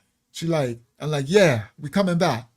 So then we came back again, and we come back to visit, and the lady, so now we there, and when we would come, we would stay, right? So they would stay, Pam and them would stay, watch TV. I would go out, come back, because we live in Queens, so we ain't gonna be driving back and forth. So we would stay for a long time until it was almost nighttime, and then we would leave. So we were in there, so I'm in there, we in there and everything, and she there, and the lady is like, the energy from the lady, she's like staying in the kitchen. She's not, she's like, oh, those some, those pretty kids. But she was just like, I'm like, this energy is off with the lady.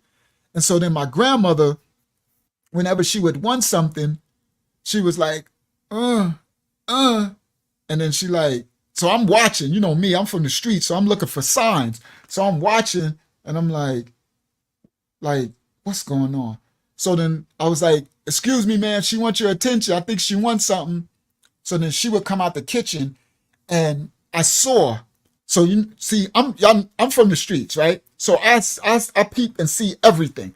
So I look for signs. I look for things. So I seen the lady come around the corner from the kitchen, and when she came around the corner, she had this demeanor of she came around that corner like. And then she looked and saw us. She forgot we was there. She saw us, and she said,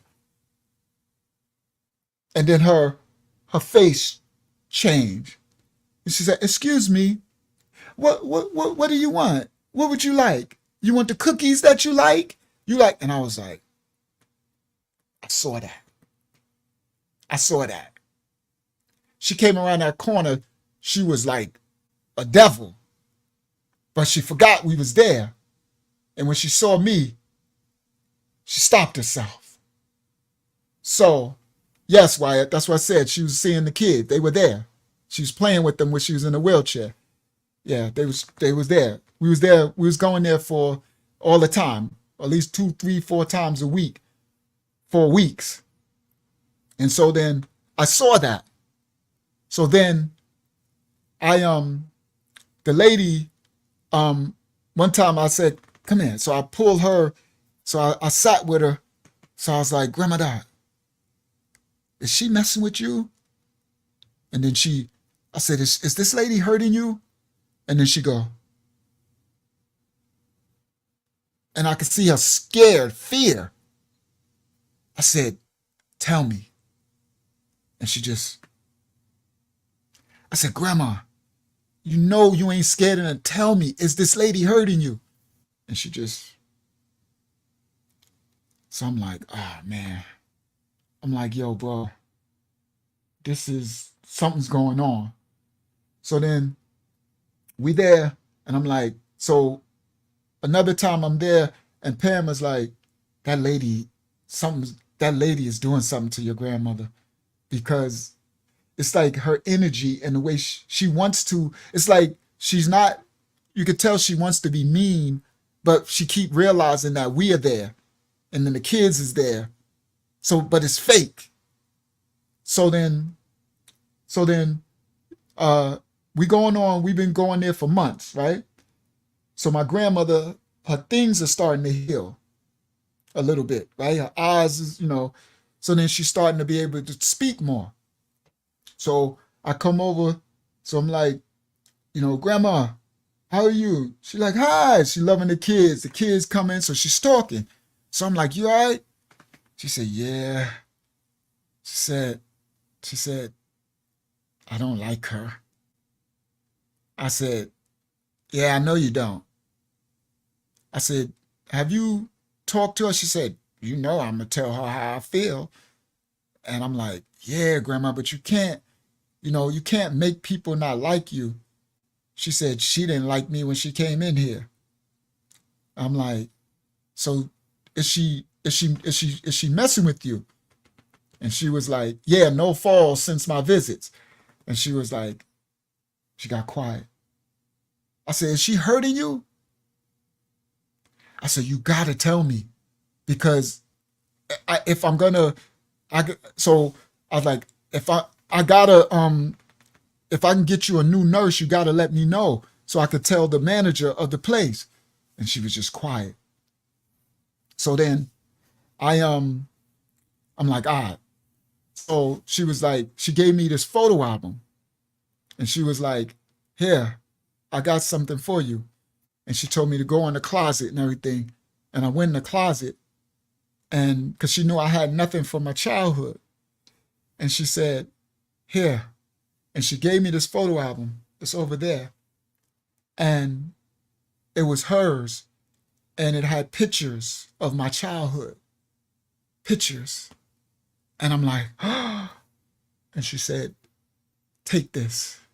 You take this. And I said, okay. So I got the photo album. So then we leave. And we come back 3 days later. And I get there, we open the door, and I see her like this. And the kids run, and they run to her, and like, Grandma! And she lifts her head, and both of her eyes are closed. Her lip. And I'm like, what? What happened to you? And she just sit there. And the lady said, I wasn't here. I wasn't here. She fell. I had nothing to do with it. I tried to tell her, stop trying to get out of the wheelchair. Stop. She wants to, you know her. She's strong. She's rambunctious. She wants to do what she wants. I be wanting her, telling her, stop reaching. So I don't know what she did. She must have reached for something. She must have fell and hit her face on something. And I'm like, Grandma, what happened to you? And she just sitting there. So I go downstairs. I go get the manager lady. I bring them up. I'm like, what is this? They're like, well, she, according to our log records, this happened after the nurse was gone. After. And I'm like, man, I said, I've been with her. She was getting better and stronger. The nurse said, she said, well, the nurse says that she always tells her not to reach for stuff, not to reach for the stuff. And, but she won't listen. And you know your grandma, you know she's strong, she's hard, she's bullheaded, and you know she's strong. I'm like, nah, man, nah. I'm like, nah. I'm like, listen, that's it. That's it. We need to get a new nurse. We need to get something. I'm about to put some cameras in here. And they're like, no, you can't put cameras in here. So I'm like, listen, I need to get her out of here. I'm like, what do I got to do to get her out of here? Well, they're like, well, you got to go through the courts, and you got to go through this, and you got to establish that you got a place. And now my apartment I don't got a lease, right? I don't got my apartment. The lady just hooked me up. So you got to prove that you got a place for her to be placed in, and you got to, yes. So I'm like, okay, all right. So I don't know. I'm like, okay, so I got to go try to get a lease from, and then I'm like, man, we got this apartment. So I'm like, oh, we don't need that. She's like, you got to have a 2-bedroom, but if you're going to take her, then the thing was subsidized and everything, but it's a process, right? So I'm like, all right, we need to start that process, right? So I'm like, okay, let's, all right, how do I start it? Like, she was like, well, come tomorrow during the office hours, and then you got to do this. You got to go down to the county and do all that. I'm like, all right, well, we starting the process, all right? So bang. So I was like, Grandma, so I'm like, we getting you out of here. You gonna come stay with me. We getting you out of here, all right? We getting you out of here. So then we stay, Pam stays. I go out, do what I got to do. I come back. The kids and everything stay. They be watching TV with her and everything. So now it's time for us to leave. All right. So we ready to leave, and they're giving her kisses and everything. I'm like, Grandma, we'll be back tomorrow. I said, we come in every day. I said, don't worry. We'll be here every day. Every day. And she just You know, like it's like whenever would happen to her, it would not only hurt her, it would crush her soul, like her energy. You know what I mean? Like she would be sunken, right? She would be, because she had just started to come out of it. She just started to be herself again, right? From us coming with the kids, and she started talking again, and she was back dot. She was back dot. Grandma dot. So it's like her energy. So, and with the kids, she loved with the kids. And she loved little Rashawn, little Black Viking, because you know he bad. She loved that one, that one. I'm like, yeah, it's bad like you, Grandma.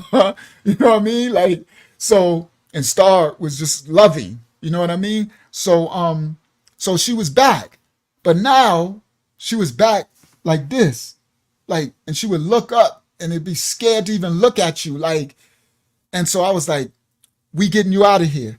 I said, we'll be here every day. Every day we'll be here. Okay? Every day. So we left. We went home. The next day, we get up, we're going like, all right, we're about to go to Hempstead. I'm going to drop y'all off at my grandma, and then I'm going to go do what I got to do. Right? So we get to the house, and we get there, and there's a bunch of police cars.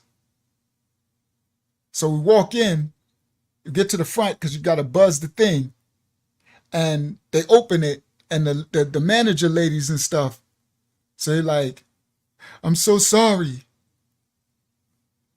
I'm like, sorry for what? They're like, we're so sorry. She had an attack. She had an attack. She's gone. She's gone. I'm like, what you mean she's gone? We was just here yesterday. It's like, she had an attack. I'm sorry. I'm like, no. So you got to go in the elevator. So we go up, and and the door's open because they got the people in there and stuff. And I walk in, and the Jamaican lady is standing there. And I'm like, and she looks at me and looks away. So I'm like, where's my grandma? Where's my grandma? And they got her laid on the thing. So I like, let me see. So I go up, and I look, and I pull the thing back, and she's like unrecognizable.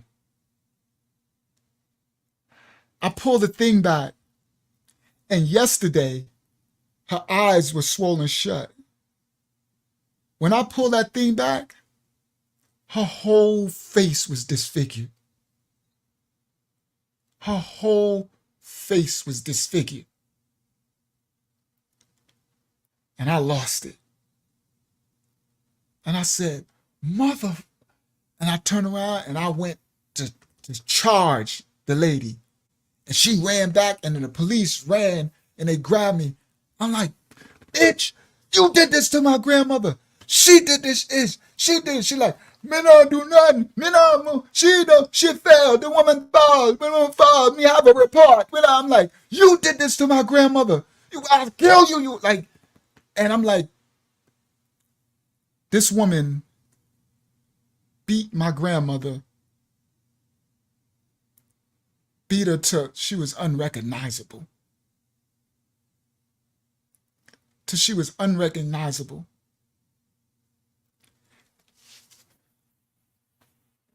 So we were all crying. Ham, the kids, we had to take the kids out. I'm like, she's dead. I was just trying to get her out of there. She's dead. And all I could do is be mad at my dad and his new wife. And I cursed him, I did. Because I'm like, you mother effers. It's because of y'all that she got beat to death like this. We were fine in the projects. We were straight. I would have took care of her forever. You do that and put me out and mess up my life and take my grandmother, the only one that the Most High gave me to provide for me, and you put her in there and then you go away and move away for her to get beat to death?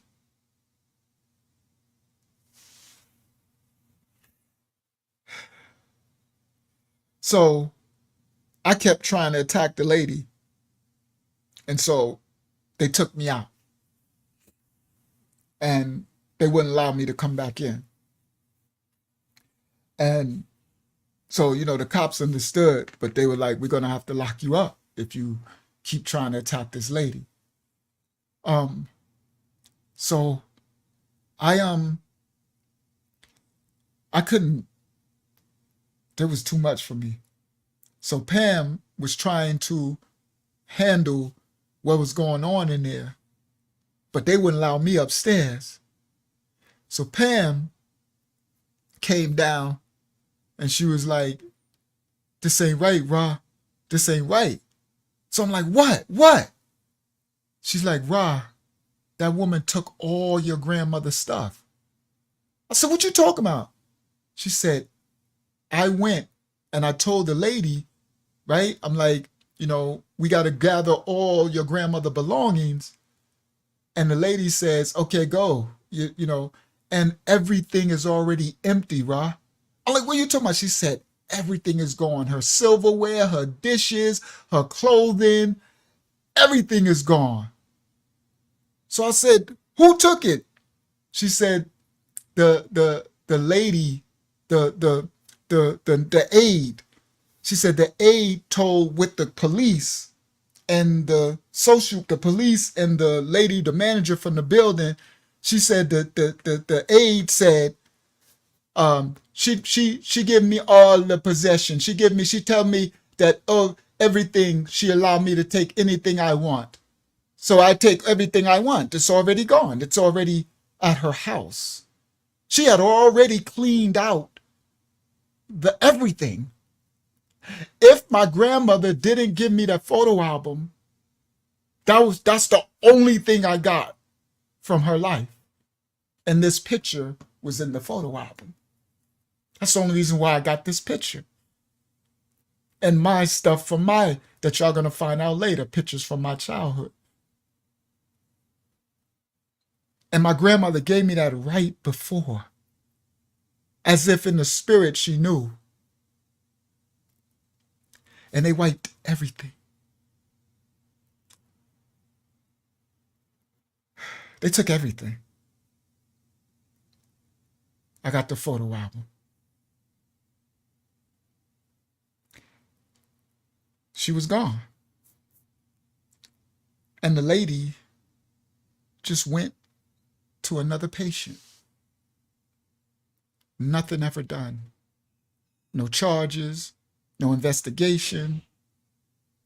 Do you know how many senior citizens are abused to death in those facilities with no recourse? I would have never, ever not taken care of my grandmother. She would have lived with me until she passed from a healthy age. And I know she would have lived a long time because she's really spunky. Y'all know those spunky ones. They don't die. They multiply. Yeah, Grandma. I don't know. I just wish I could have did something to help her.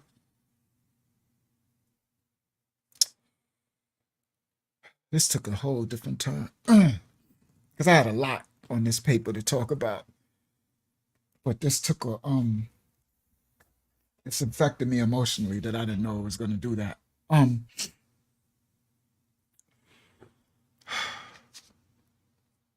not even about to, because I was going to go somewhere. I'm probably going to do it another time. Because I was going to talk about when I was in Queens, I had a lot about me and IU and then Born and Crazy Dave on Farmers Boulevard.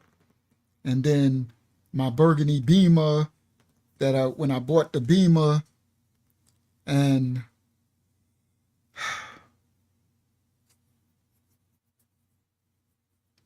no, I don't need to do that.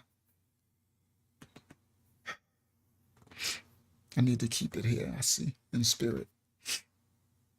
I'll do those stories. I'll do that another time because it was a whole thing when I got to Queens. Because I end up going to jail in '92, and that's when they tried to kill me in the backyard.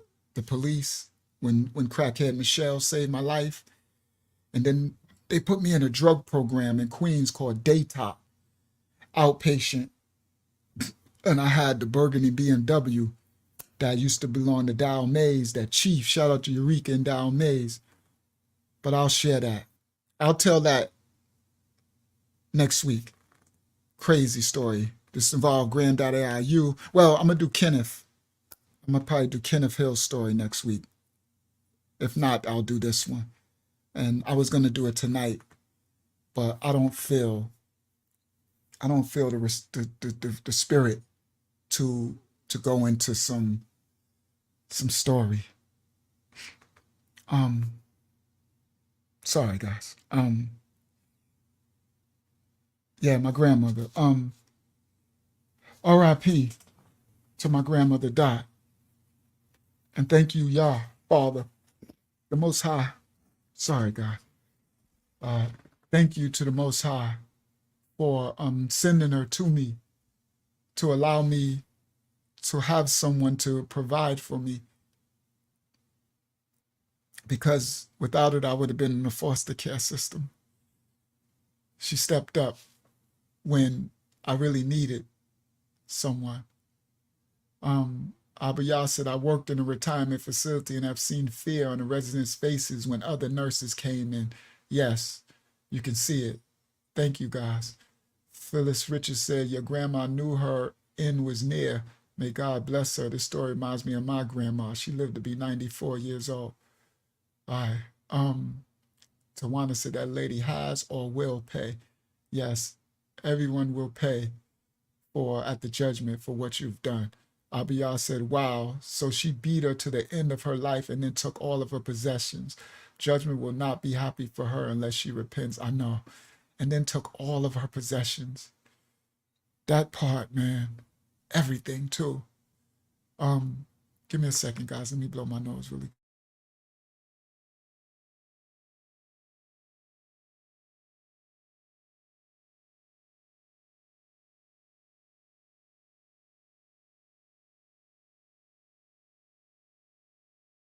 Whew, sorry. All right. I have to get out now. Oh, man. That was an emotional roller coaster ride, my dude. My G's. I did not know. I knew I was going to tell the story. That's the thumbnail. But I got all this stuff written. Look. Y'all see all this? All this is what I'm supposed to tell tonight. I got all this stuff. All these are lines of stuff. It was the dope. It's going to be dope when I tell it. I got pictures, images, all that, right? I got a picture of my beautiful burgundy and gold BMW. Matter of fact, let me show y'all that. Let me give y'all one more receipt of my cars, of my car game, but it's coming out. I was saving it, but I was gonna bring this stuff out for my grandma's story. So this, guys, and this, because this story in Queens when I'm living there. When I came home from the jail in '92, my man Chief LL from this channel, LL Jamel Henderson, let me know that Chief selling the burgundy BMW, that Dow, shout out to Dow Mays, he had got locked up and he was selling Big H used to own. I'm going to do a story on Big H, Hempstead legend. He was selling Big H BMW and I copped this one right here.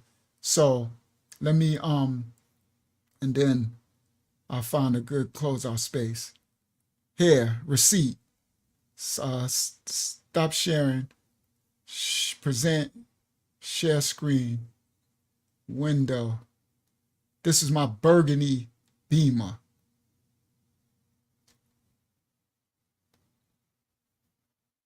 Yeah, legendary BMW 5 Series gold hammer rims, gold rims.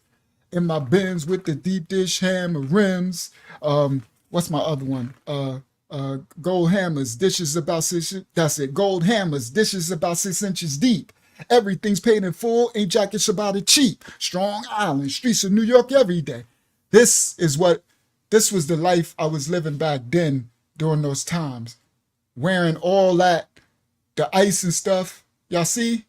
Y'all see this? This is a burgundy rag rooftop. It's a what's the name? This is gold going around. These are gold snaps. I'm gonna show y'all the interiors done up too. And this is a burgundy rag. This is a cloth top on the wing, on the trunk, as the full kit, gold hammers. All right, that was my baby, the burgundy. This is the rag top with the BMW sign. This was and Dow had it before me. And Dow, so H had it before Dow, and H hooked it up, and then Dow took it and laced it all over again. And then I copped it from Dow. This was when I came home, after I came home in 92, after the stories that I tell on the channel when I was having shootouts and all that. And all that, the 92, when we was on the street, 92 on my block, those stories. We're going to go back there. But when I came home, so I copped this, the burgundy Beamer. Now this is the interior. Let me show y'all the interior. I think can I share another window? No, I have to stop share. Present, share screen. These are pictures of the interior. Share. All right. So this the interior. It's two-tone. Let me. So the color looked more like the other color, pretty burgundy. See, it has gold snaps. This is white and burgundy velvet. Suede, velvet suede, right? And white and leather and suede, and then the velvet. So the suede is in the seats, but the door panels is velvet, burgundy, right? Look at all this piping. Shout out to Sherm. Sherm did a good job. Sherm did this interior at his shop. And the dashboard was all white. All white. Everything was white. I got a story on Jamaica Avenue when they locked me up in this car. That's gonna come out. But cops was jealous of the car. All right. Dow Mays. I think his name is Shuggy. Eureka May's brother and Chief Aaron Cross. I'm not sure if his nickname was Shuggy, but he used to live on the Heights too. Him and so this was and it had all white, the whole dash, steering wheel, everything was white. Yep, that's him. Yep. So it was his old car. He had it, and because it was from H old car, then Dow bought it, and he hooked it up again and had Sherm do the interior over again. And then when I came home, I bought it from Dow. Yeah. So that was that. This was the interior to that BMW. Yahakana said, I thought you were saying Dowell. No, Darryl. Dowell. Yeah, my accent. But yeah, this was what I was riding around in, wearing, all that, those big chains. I'm not promoting it, but again, I'm just showing the receipts of the life that, but this stuff got me life in prison, just so y'all understand. This ain't nothing to glorify. It's just what I was living. It's just, it's just what it was. All right. Just receipts, we was outside. Okay. So yeah, that was my burgundy Beamer. But I have, when I tell the story that I was gonna tell tonight, but because it involves that. Granddaddy, I use in this story, Queens, all this. It's a lot going on in this story. But that was the burgundy Beamer that I had at that time. And then and Dow sent me this picture on Facebook. And because I didn't have this, I had another picture of it outside of my house in Queens with the gold rims, and it was a dope picture. But I don't got it no more. I was like, I don't got the picture, and I had no picture of the outside. But then I did a story on a big channel. I think it was the Granddaddy IU story that I told about Tretch Tupac on that big channel, and Dow Mays heard it, and I talked about the car in the story, and I said, and he sent me, he messaged me on Facebook and sent me the picture, and I'm like, yes, because I'm gonna get someone to draw it over and draw this picture. But yeah, this the 90's. All right. So yeah, so I got other pictures of my cars that I didn't share yet. So I showed y'all, my other Benzes and the Escalade. That was later, but I got older pictures of my cars that I didn't show yet because we're gonna tell the stories. But this is one that y'all seeing now. All right. So yeah, this was the 90's, boy. This was, and if you was riding around like this and this is the crack era when stuff was crazy. All right. So now let me stop share. I guess this is a kind of a short one tonight, and it's because out of respect for my grandmother, I don't need to go into any stories. I'm going to just I'm gonna keep it at my grandmother out of respect. Guys, Mr. K, I use Granddaddy IU's older brother. He just posted a picture on Facebook of him and his dad. And his dad is sharp. I mean, I saved the picture. I got it too. I wish I would have downloaded it because I saved it to my phone. Because I'm like, man, this picture's him and his dad. His dad looks so sharp in that picture. I'm like, man, it's such a blessing to have your parents, guys. If you got your parents and they still alive, then you just please respect. I thought I saved it to my phone. I know I did, so where'd it go? Just please respect. Oh, I sent it to my email. That's what I did off Facebook. I shared it to my email. Respect that you have your parents or your grandparents. Love them while they're here, because everybody ain't promised tomorrow, and everybody don't have what you have. Don't take it for granted. If they were there for you and stuff. We're called to take care of our own, like, especially if they took care of you and raised you. My grandmother took care of me, man. She provided for me, right? She might not show me emotional love, but she sure enough showed me what love I knew that she loved me by her provision. You understand? And so I wish I still had her or someone to love. Just watch out for the elders, because if you got your elders in these facilities, watch out for them. Look for signs of abuse. For your children, watch out for your children. Look for signs of abuse. You have to we're called to take care of the elders, the babies, and the weak, the meek, those who can't defend themselves. That's scriptural. We're called to take care of them. So these people, they're evil people that are abusing people. And the elderly and stuff, they're looking for us to protect and cover them. I want to thank my grandmother for the things that she's done. She would always get me anything I wanted. She would curse me out, but she would provide it. She stepped up when I had no mom and dad. I remember it was a time that I thought that my actual biological dad was buying me things. So sometimes he would come get me from the projects and take me to his house to spend a night for Christmas. And I thought that he bought me the stuff. I remember my grandmother, when I told her I don't want to go there for Christmas no more.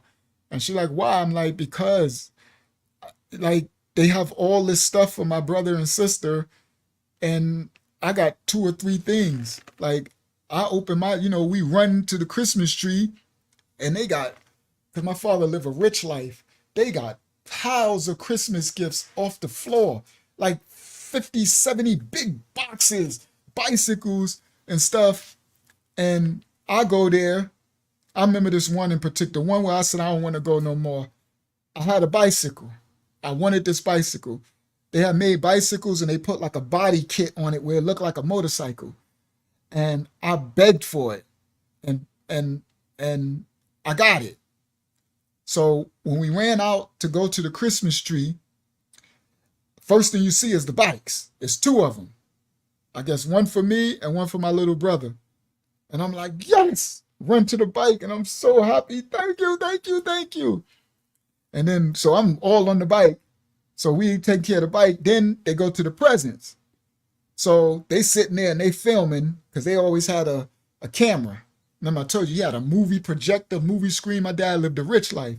So they filming and I go and I'm like, okay, so you go, it's so many presents. So they lived a rich life. So it's like, they got a Christmas tree and they got like 200 presents, boxes big as the, big boxes and all type of just presents. Like they lived a life, right?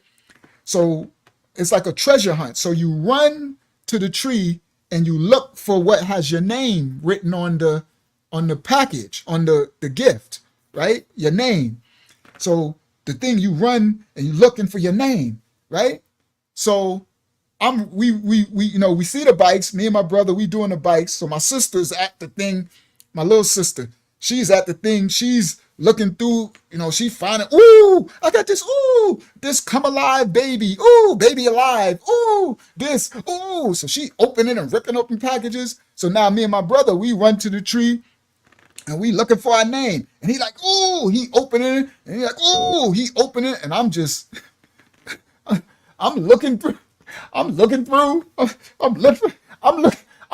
my name. They just like, ooh, they opening packages, they playing with stuff. They putting batteries and stuff. And I'm still moving stuff out there. I'm looking for my name. I'm looking through piles and piles of toys and pack of, boxes. And I'm like, then I finally see one, right? Uncle YAHSHUAH, right? I see a package, Uncle YAHSHUAH. I'm like, okay, right? So I grab the package, I open it up, and I'm like, ooh, right? While they just tossing stuff to the side, my sister's like, ooh, open the big one. They open it, she got a box that stand tall as half the ceiling. It's a whole Barbie house city community. It's the Atlanta, Georgia whole city in a Barbie collection, like house. And it's like, then my brother, he opened up stuff. He got stuff talking, dinosaurs. He got rock'em sock'em robots, and they got all. And I'm sitting there like, now listen, I done went through 1,500 packages. I got 1, 2. And I opened up those two little things.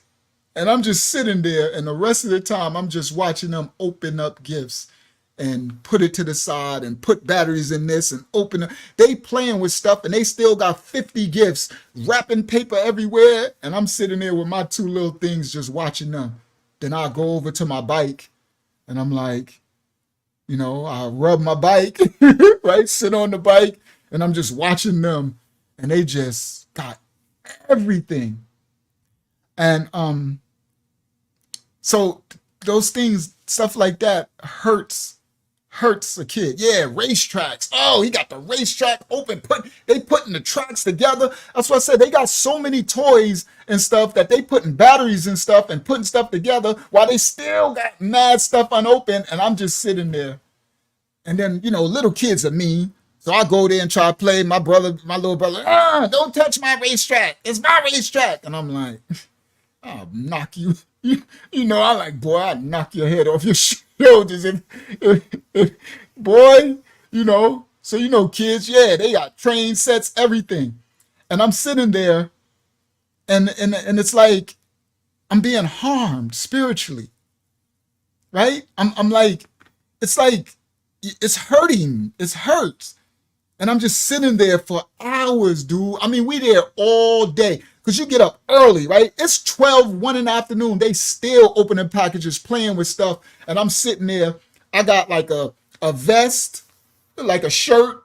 I got like a pair of pants, right? And then I got like a toy. And then my bicycle over there. So I'm just sitting there, right? I didn't try it on my vest 10 times. I didn't, right? They don't even want me to let the kids play. They don't, and I'm just sitting there the whole time. And they open it up. And so I remember, guys, it was over. So they take me back home, right? The next day. Then I would have to spend the night. They take me back home to the project. Now, it's supposed to be my dad, right? He living this rich life. He take me back to the projects. Now, and then remember, they living with all the fishes and birds, and they got the whole magic kingdom in their house, right? They take me back to the projects. So my grandma is like, she's like, oh, let me see, what you get? And I'm like, I got a bike, Grandma. She's like, oh, she like, I'm like, damn, I'm so happy, right? So I'm happy. I'm like, yeah, I got to ride my bike. It looked like a motorcycle. It had the body kit on the bike. They made these bikes that made it look like a motorcycle. So I'm so happy. And so then she like, yeah. And I'm like, look, I got this vest, I got this shirt and everything. So she like, oh, that's so nice and everything. But then she like, so, she's like, what's wrong with you?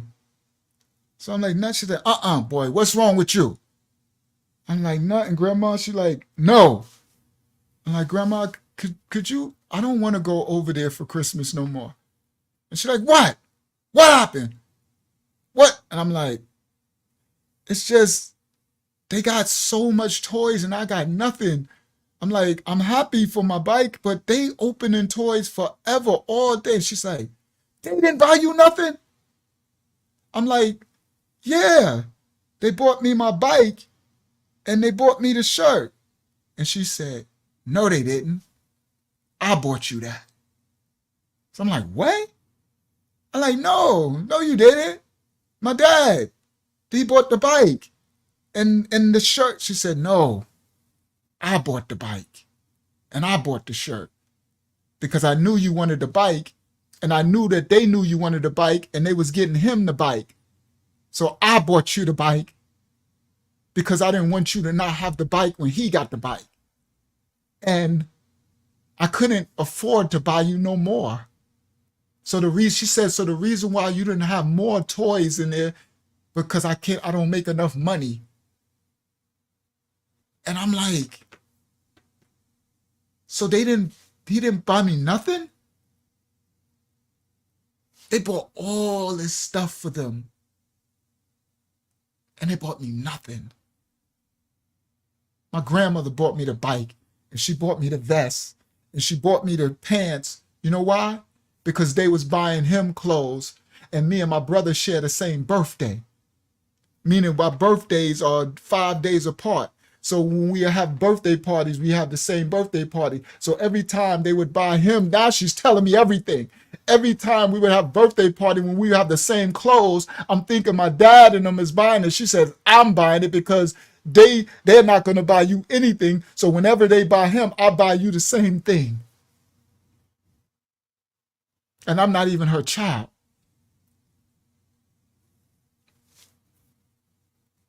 So she said, you don't have to go over there for Christmas no more. And I found out that my grandma is the one that bought me the Christmas stuff. And she said, if I was able to make more money, I would buy you more toys under that tree. You would have more toys under that tree. And I said, it's okay, Grandma. I love my bike. I love my bike.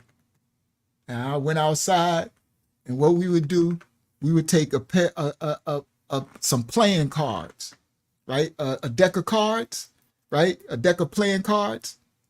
And you take a deck of cards and you take a card and you stick it in the spoke of your wheel on your bicycle or your back wheel. And when you ride the wheel, the card hits the spoke of the wheel and it goes, and it sounds like a motor.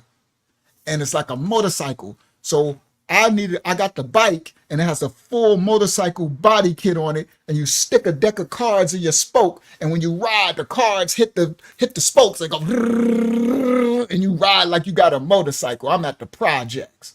Yeah, they over there in the Madison apartments with all they thousands of dollars of toys and fish tanks and all that.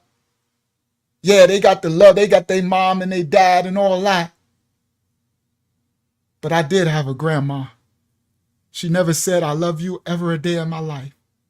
She never hugged me ever a day in my life. But she always provided for me. She made sure I had food. She made sure I had a roof over my head. She made sure I had clean clothes. Every year in elementary school, I got best dressed. Every year, I got best dressed and class clown. Those are my two titles. Every year I got best dressed and class clown. But I always got best dressed. She'll curse me out to hell and high water. Boy, you little black girl, don't you ever, I'll do this and I'll do that. And don't you, ain't nobody buy you nothing. Who you think this is? You little black thing. You ain't getting nothing. Don't you ever, you doggone Pumas, cost $40. You crazy? That's a whole work for week. And she would curse me out to hell and high water. And then an hour later, she come knocking on my door. Put your clothes on and don't you say a word. You get your ass in this car and don't you say nothing. Don't you look at me. If you look at me wrong, I'm going to pop your eyeball out your head. I'm going to knock your throat back to your tonsils. Don't you ever say nothing. When you get these sneakers, don't you ever look at me wrong, and you better do this. And I'll be like, I'm getting my sneakers. I'm getting my sneakers, while she cursing me out to hell. And don't you say nothing. And she'll put me in the car and take me down to Tent City. We used to have this store called Tent City in Hempstead. It's a camping store. And on the downstairs, the white man Tent City had every Puma. He had the lime green, he had the red, he had black and gold, he had black and silver, he had every Puma. Tent City. I'm like, we going down to Tent City? We gonna get you out of Tent City. If you look at me wrong, I'm gonna knock your eyeball out your nose. Right? Don't even breathe. You hold your breath the whole time. You breathe, I'm gonna knock your throat off. That's black people stuff, right? And I'm like, okay. I'm like, I'm not breathing, Grandma. I'm not breathing. Stop playing with me. You keep playing with me. I'm gonna make sure you don't never breathe again. I'm not breathing. Facts. Then I get my sneakers. I'll catch her out there. See, I'll be home. Y'all know, guys, you get the sneakers and you don't stop. You walk around with it. You go to sleep. You get in the bed. You got the sneakers on your chest. Right? Yes, Tawana. You got the sneakers. You going to sleep with the sneakers, right? She's like, boy, put that sneaker down.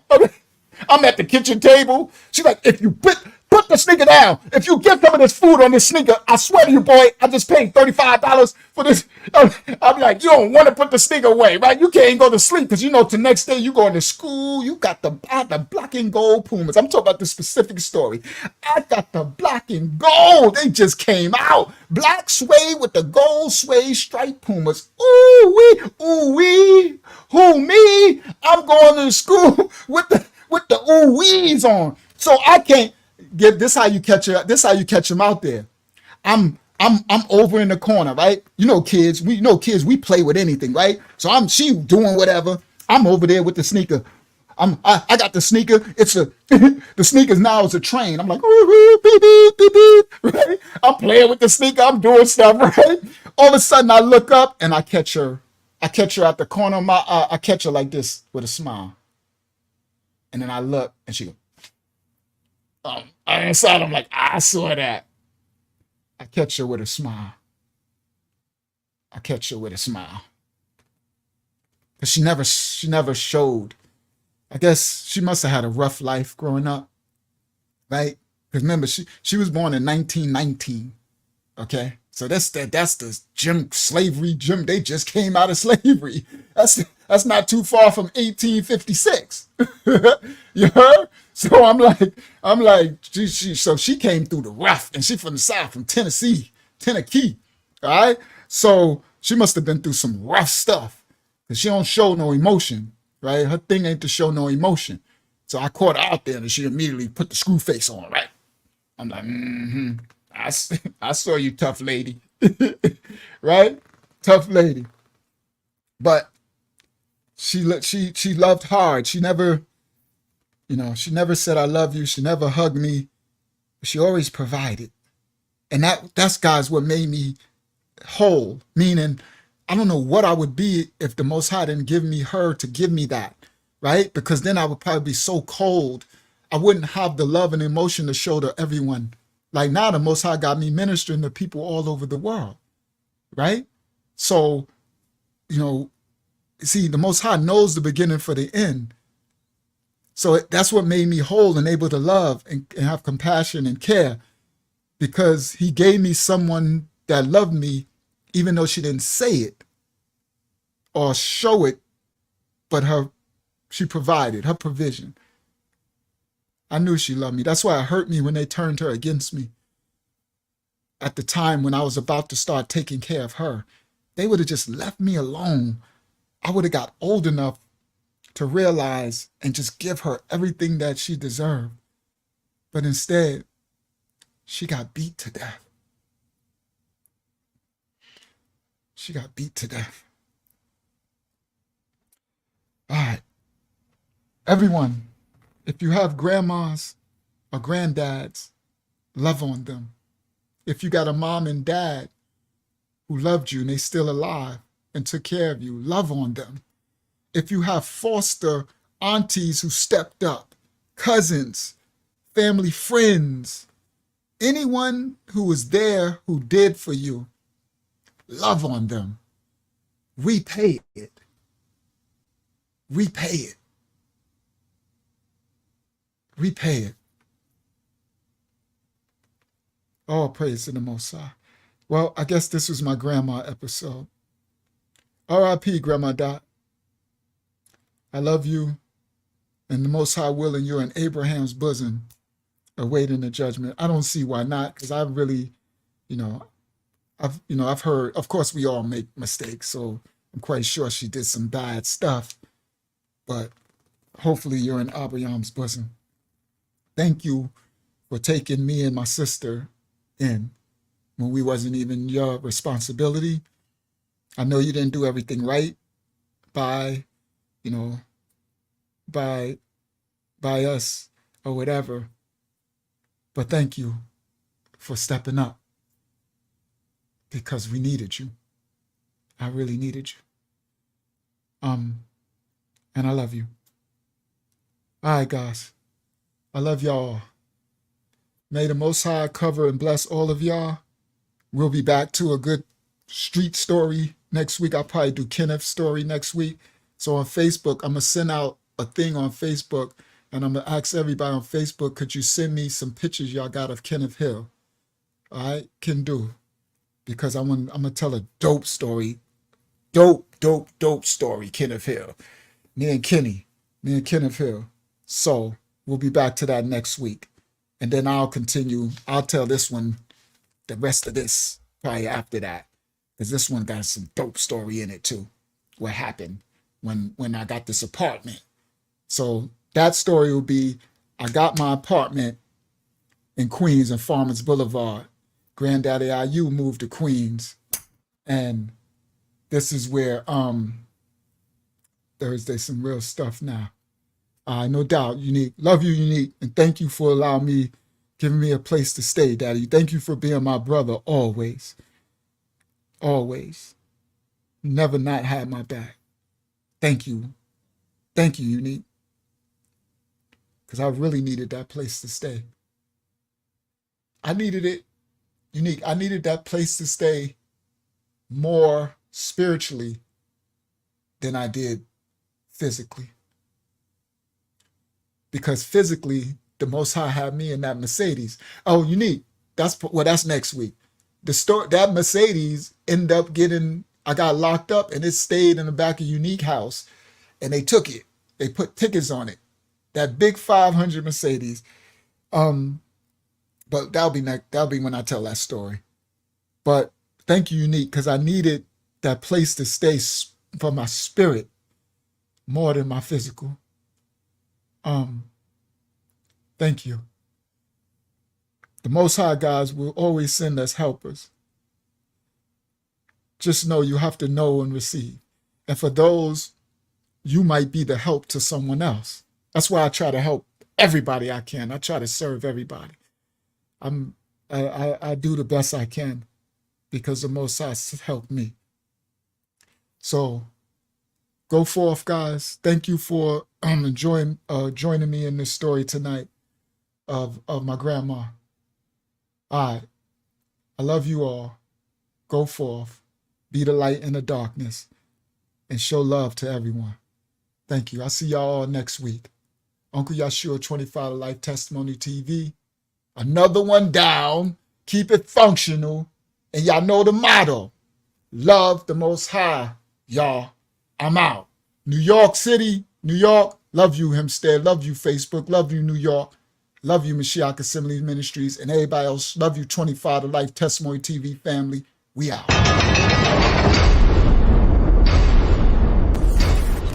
This is 25 to Life with Uncle YAHSHUAH. You wanna know why they call me Lucky Lucha? They call me Lucha cause I like to talk that choo-cha. All the time on the grind, getting that doochie. This is a little story on 25 to Life with Uncle YAHSHUAH. Like and subscribe for more incredible stories every week. Police are on the scene of a triple homicide on Long Island. It happened overnight at a home in Hempstead. I'm from Hempstead, Parkside, the ghetto, the dog's house.